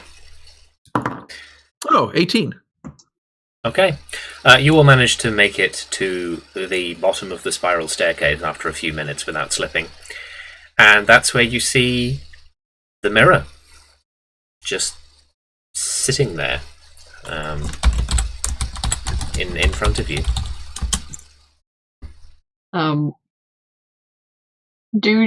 Dujom goes up to it and knocks on the mirror politely, goes, "Excuse me?" You are excused. Oh, that's polite of it. Oh, yeah. I have a question. Okay. I am Indralan, the magic mirror of Vantress. Cross my palm with a secret, and I shall decide upon a reward that you may receive. Huh.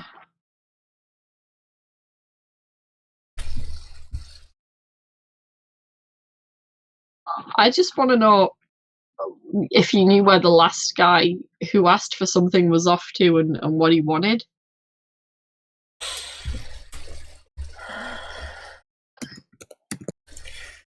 Yes, I do know this. And I need to offer something in return, a secret. Yes. I collect secrets. One day I will use them all to solve the final question, and then my quest shall be completed. I guess I do have a secret. Yeah. Speak to me your secret. That I didn't really like being a monk all that much. That's not a secret. But I'm getting to it.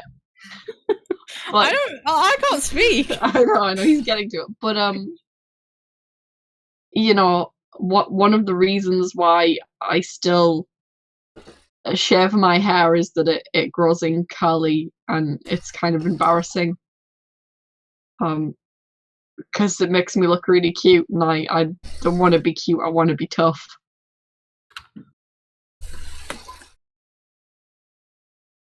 That is my secret. The bearing of a soul is not really the kind of secret that I requested. On the other hand, it is sufficient if your only expected reward is simple information. Yes. The last visitor was 3 days ago. A knight named Sir Paroxys. Oh shit, no, we've made a mistake. See, there was some time travel stuff going on. You don't have to tell me that. That seems like it was a personal thing for him. Oh, no. See, we're trying to find this dude named... Dujom wouldn't forget his name, but I am. His name is Sathram Vight. Sathram Vight. He technically is the last one to come and see you, but he can time travel now because of you, so thanks. He cannot. This is not an ability that I have the power to bestow. Oh, sorry, I don't mean to blame. Well, see, he asked for something, and presumably that's going to dictate why he's on Fior for some weird reason, but you obviously don't remember, so maybe this was a waste of time. I'm sorry. If time was advanced or rewound in such a way that things that happened to me did not happen, then I will not remember them. I do appreciate the compliment in your overestimation of my powers. Unfortunately, I do not believe that I can help you. Damn.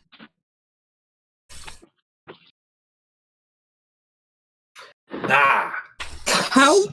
How could you help me? I can empower you if you cross my palm with a suitably satisfactory secret. Oh. Okay. I don't know if I've got one of those. I'm a pretty open book, my dude. The well considered at least one of you worthy, else the water would not have drained. Interesting. I bet it's I bet I know which one it is. Have any of you an appropriate secret to gain a boon from? Cassidy kind of pushes our foxy friend forward just a little bit. He's like, "Go on. I think it means you." I Ching Yin just kind of like looks at you in confusion. I don't have any secrets.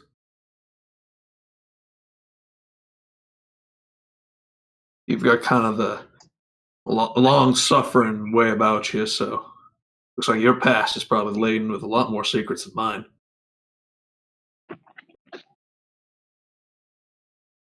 Besides, this magic mirror. Maybe you can read your mind.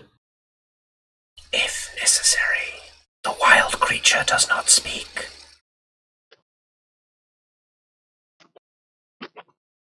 Hey?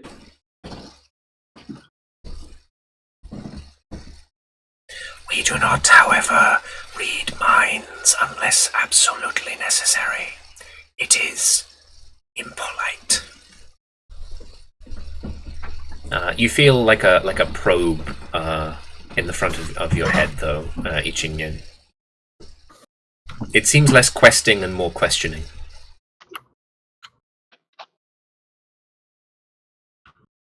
I Ching-yen will drag we'll just play a single note to express consent and sort of like close her eyes. Well, the probe is waiting. It waits for you to offer a secret.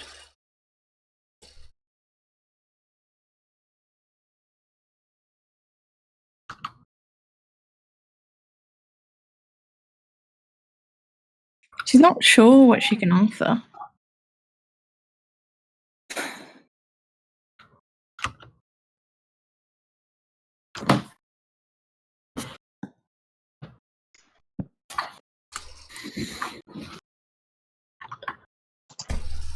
Well, if you don't have anything, I can offer something at least. Speak then, strange toothed man. Speak of your secret. He'll walk up to the thing. I don't suppose... Alright. How do I frame this without kind of freaking out the magic mirror?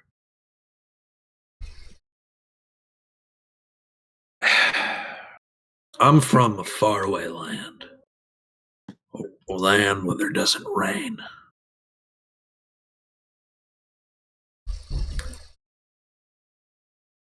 It's desert as far as the eye can see. Now, on that place, there's a place called Redemption. Everyone's trying to get to it because they think it's going to be better than what they've got. But I've been searching around, been looking around for reasons as to why my place, my land is as bad as it is. And I found out something. A secret. I don't think anyone on a place named Lorado knows. We did that. Lorado isn't a desert by design or divine mistake. People did that. We don't know how, we don't know why, but it was our own fault. That's why no one finds redemption. Bruh. I know naught of this place called Redemption, or of this place called Lorado. But I can detect your honesty. This is a good secret. It raises many other questions. You have done well. I will decide your reward, and yet I sense that you are from far away. Barry. The same far away that, on occasion, individuals from closer have gone. Yeah, I suppose you could say that. In particular, I am thinking of the Prince and Princess of Ardenvale, who have shown capacity capacity to travel to other worlds. Am I correct that it is in this axis of otherworldliness that Lorado exists? Yes. Consequently, visitor from Lorado, I imagine that a Vantress knighthood and a quest would be of little use to you. Not at the moment, yes. This will be taken into account. I sense you are disappointed not to be able to locate the information that you have come for. Yeah, but we've had a couple of disappointments so far. I think we can handle another.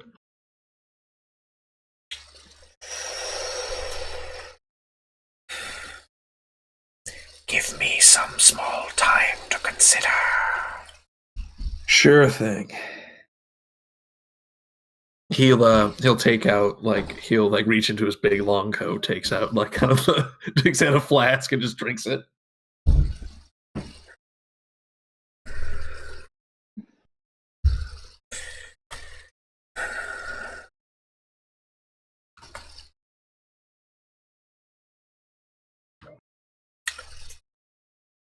Some consideration has been made. If you are attempting to find an individual, then I can empower you so to do. Oh, that'll be really helpful, actually. It is this Sathram Vight who you mentioned who you wish to find.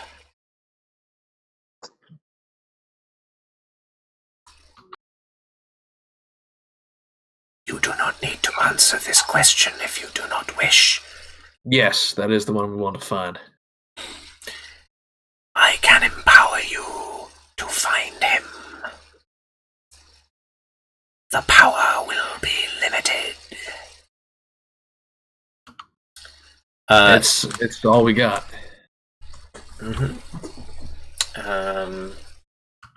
You gain the ability to cast Locate Person once per day, targeting Sathram Vight.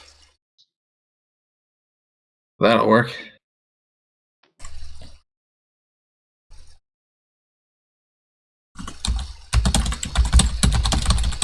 I need to look up Locate Person because it might not be powerful enough for what I want Indralin to give you.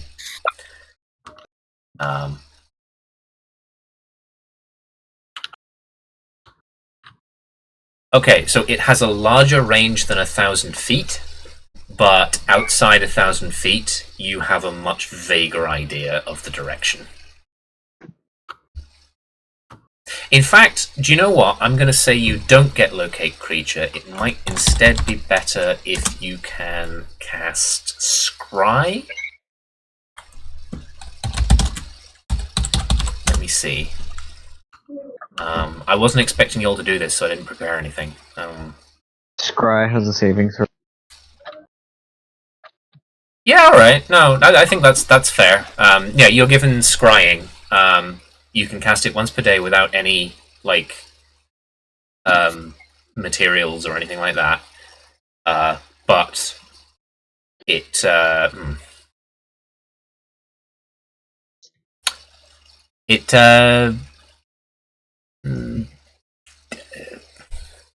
yeah, you can only cast it targeting Sathram. You can cast it once per day. It works across planes, so they don't have to be on the same plane of existence as you. But That seems like something a mirror would give, anyway. yeah, but they don't. Sathram does get to make a Wisdom saving throw, and it is modified by your connection. Okay.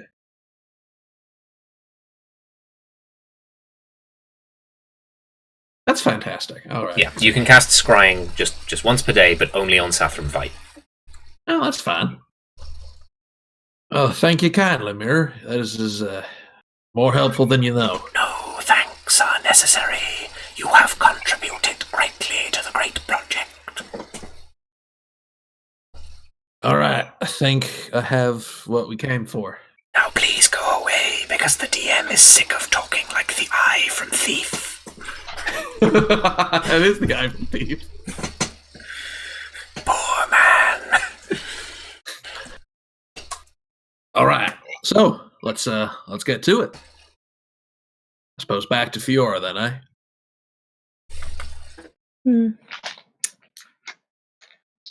I Ching Yin is very happy to keep her secrets. Mm-hmm.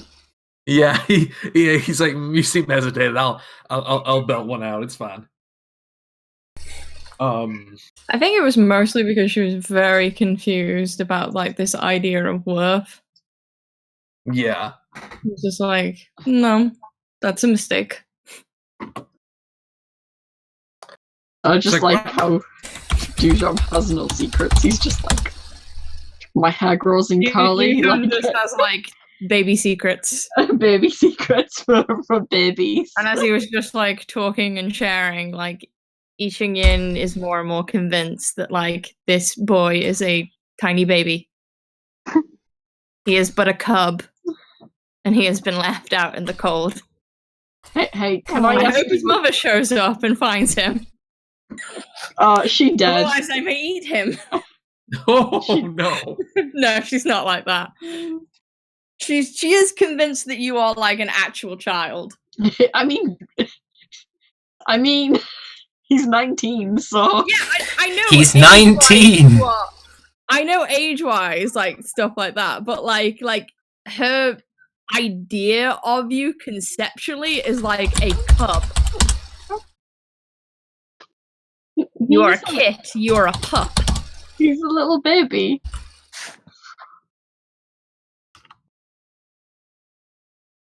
Your mother needs to be here. It's like, where is the mum? Oh.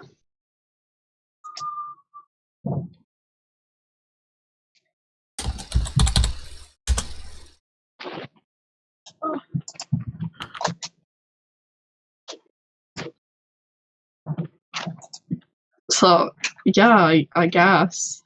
I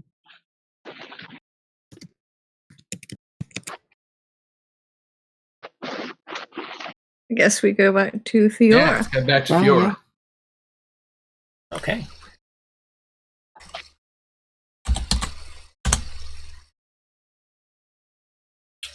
Yeah, you go back to Fiora, to Paliano, to Douglas's little ratty hideout Yes. that you have been to before. And I got to change the VT again. So I'm 4 foot underwater. Dougie here, he's already unconscious. And for the life of me, I can't even count how many city guard are staring down at us. And next thing I know, Dougie wakes up. Dougie, tell him what you did. Dougie says, so I wake up, right, and I see absolute fuck ton of guards all around us. And of course, bear in mind, for everything that Sol's been saying, I was totally knocked out, so I've no idea what's going on. And I just grab him, and I'm like, run for it! And I just absolutely, pound the pavement the one way that they haven't locked on, which is out of the little gate at the back of the garden that's supposed to be used into the alleyway for assistance and stuff. And of course, they hadn't guarded it because it doesn't actually go out to the street. So immediately we realise that we're going to have to run all the way through at least one of these houses, and they're all locked up tight. And I think, well, that's not going to work. It's absolutely not going to work. So I take Sol, who is, bear in mind, not unconscious, but I absolutely could not. What with his wounds and whatever, I couldn't leave him. Let him run on his own power. So I grab him and I chuck him right up over the garden wall, and I hear a thud on the other side. And then I just sort of vault up over myself, and well, it mostly worked, but we did catch You remember the noblewoman I was telling you about? Turns out that she likes her high walls around her garden for a reason. And her scream, well, all right view for me, I suppose. But did rather alert the guards that that was what we'd done. So, well, then the chase continued, didn't it? Why did she like her walls tall? Oh, She was a nudist. Palomino. Mhm. That's the most action Dougie's ever gotten. But anyway, point is, can you believe he threw me? We've tried again since then. He can't even lift me. How he did that in that moment, I'll never know. Gonna be real. I heard about this. It's extraordinary strength. Happens when you think you're about to die. And to be clear, we thought we were about to die. You know, Sol and I both had like, you know, prices on our head sufficient that it was our carcasses they wanted. That's why we're here right now. Soldier puts his hand on his shoulder. This man thought he was gonna die. What did he do? Did he run? No. Well, yeah, but he helped his old pal Soldier. And then he ran. They've I did hear actually that what with the government change, they've cut your especially what with me being seen dealing with Grenzo. You're working with Grenzel now.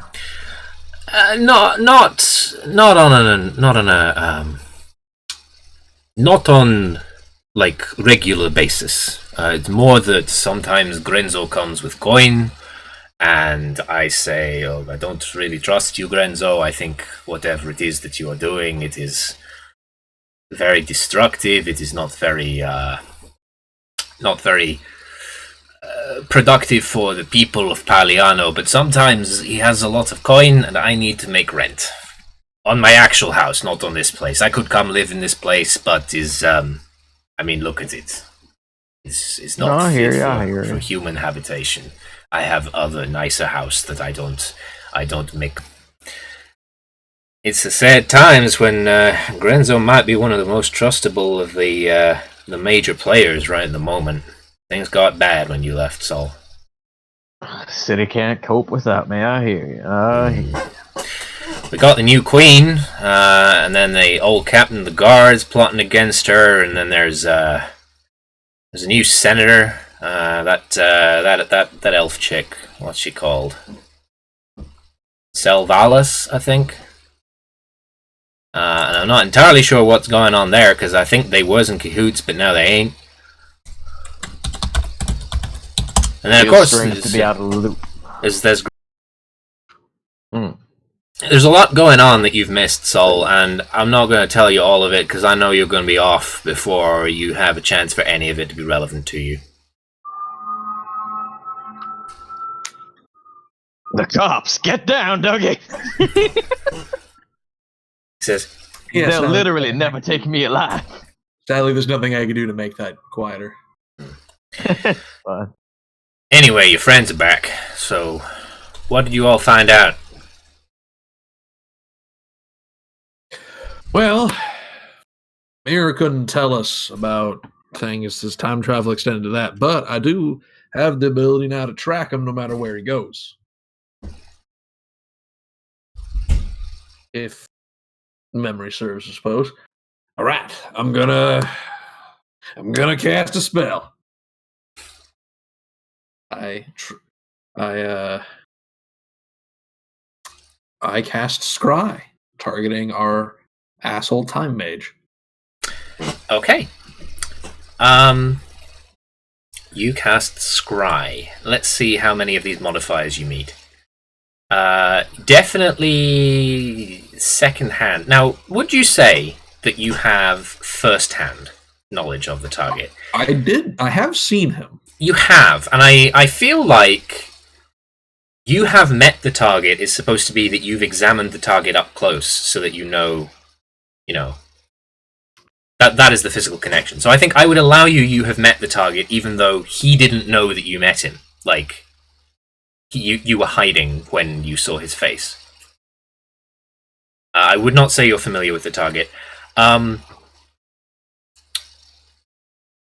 You don't have a likeness or picture of Sathram, but you know where to get one.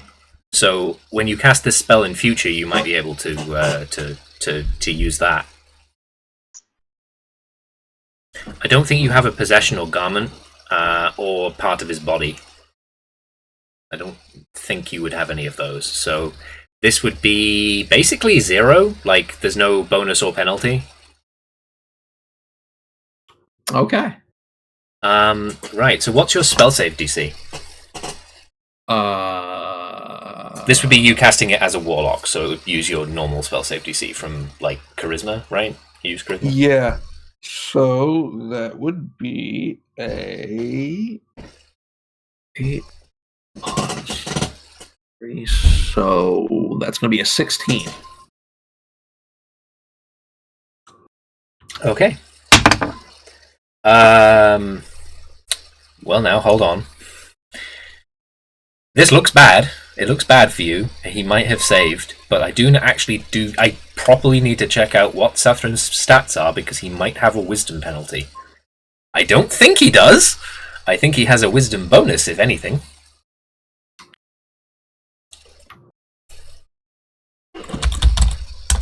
Hold on.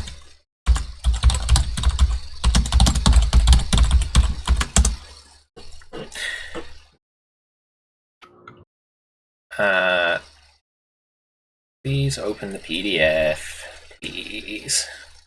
That's the wrong PDF.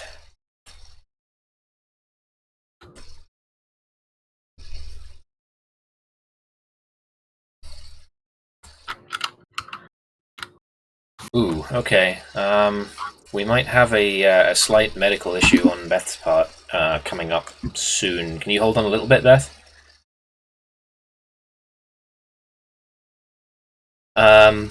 No, he has a bonus. He rolled a 19. Piss. He made his save.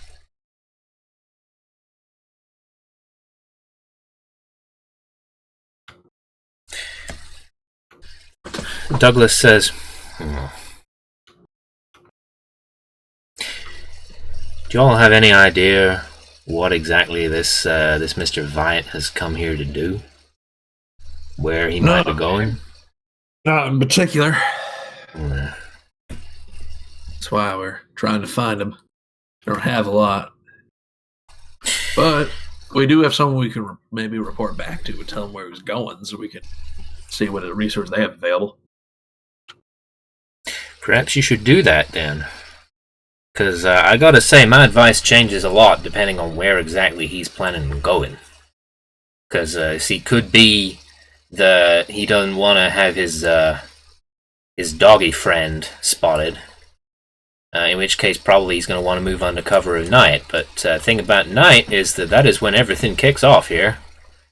Night is when Grenzo's boys are out. Night is where,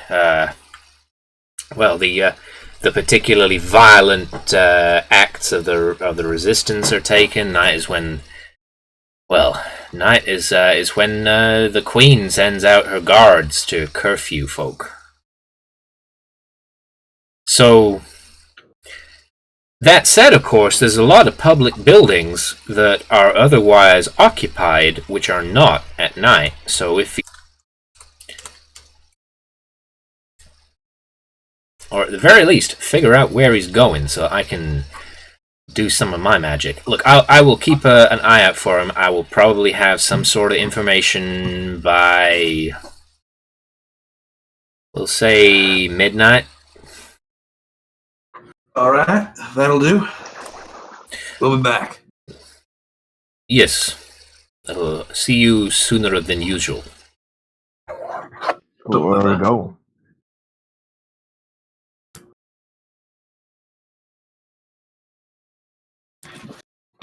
Matt? Alrighty. Saul asked, where are you going?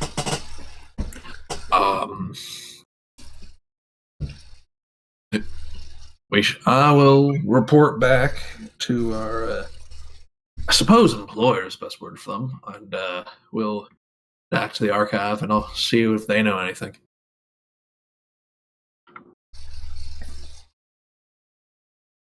See if our bond hunter can help us.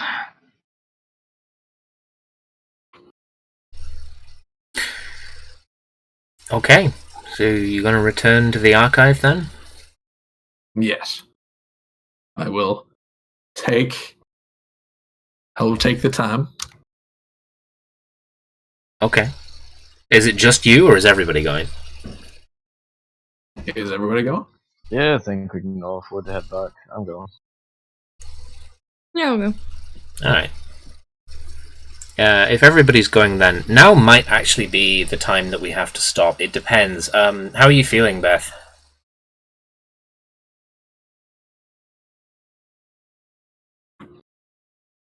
Beth? She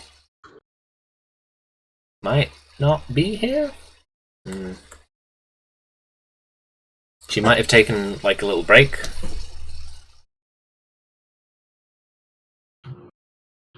Oh, hold on. Mice won't work. Right, okay. She's having problems responding.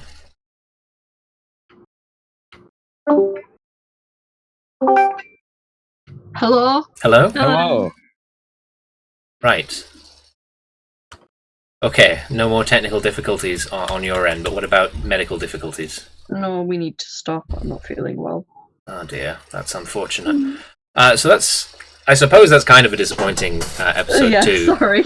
But you didn't get all your shit rewound like episode 1, so it'll give me some. I mean, to be honest, like like spreading out the campaign a little bit does help me a bit, because there is a dungeon coming up that I am really struggling with how exactly I'm gonna like either represent it or like show it to you, or even like get it straight in my head. And I asked on Reddit, but those guys weren't very helpful. Primarily because I had real difficulty describing what it was that I wanted. But also because they were kind of elitist about it. So yeah, I think we might have to stop then, because like I don't know that we can continue without Beth, and even if we do, Beth leaving will mess up all the bubbles, so I got to do something else about that. Because Discord just decided, now we're gonna fuck you over. We're gonna change up how the bubbles work. So now I've got to like redesign the UI for next time, which is another thing I don't fucking need. But yeah, I hope that that everybody watching enjoyed what happened in this episode. At the very least, you are prepared for the events of a more exciting episode next week. So stay tuned, I suppose. I can try to help you with if it's something that you need prettifying, or because I should have my pen. Yeah, I mean, like, I don't know what I'm going to do yet. I'm going to look up what the options are available for actually, like, hooking into Discord itself, so that rather than capturing bits of the Discord window, I can make things flash when specific people talk, which is currently a thing that my computer doesn't know, only Discord knows, but, like, if we can figure that out, that might be a thing to do.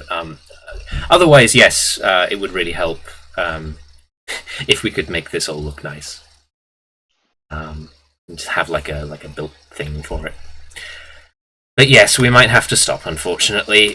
So yes, thank you for joining us on the Game of Bards. We will be back again next Friday.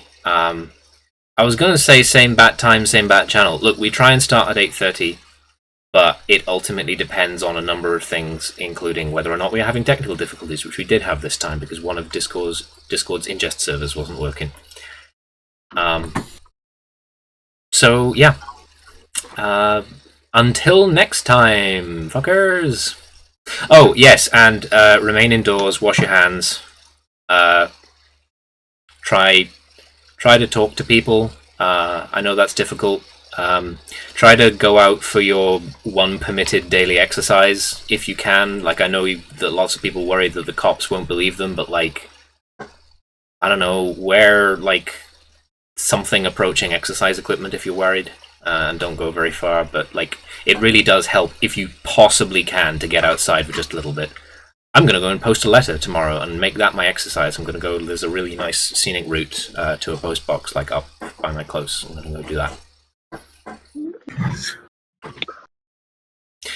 And we'll all get through this. Don't worry. We it will be a struggle, but you'll do it. I know you will. All right.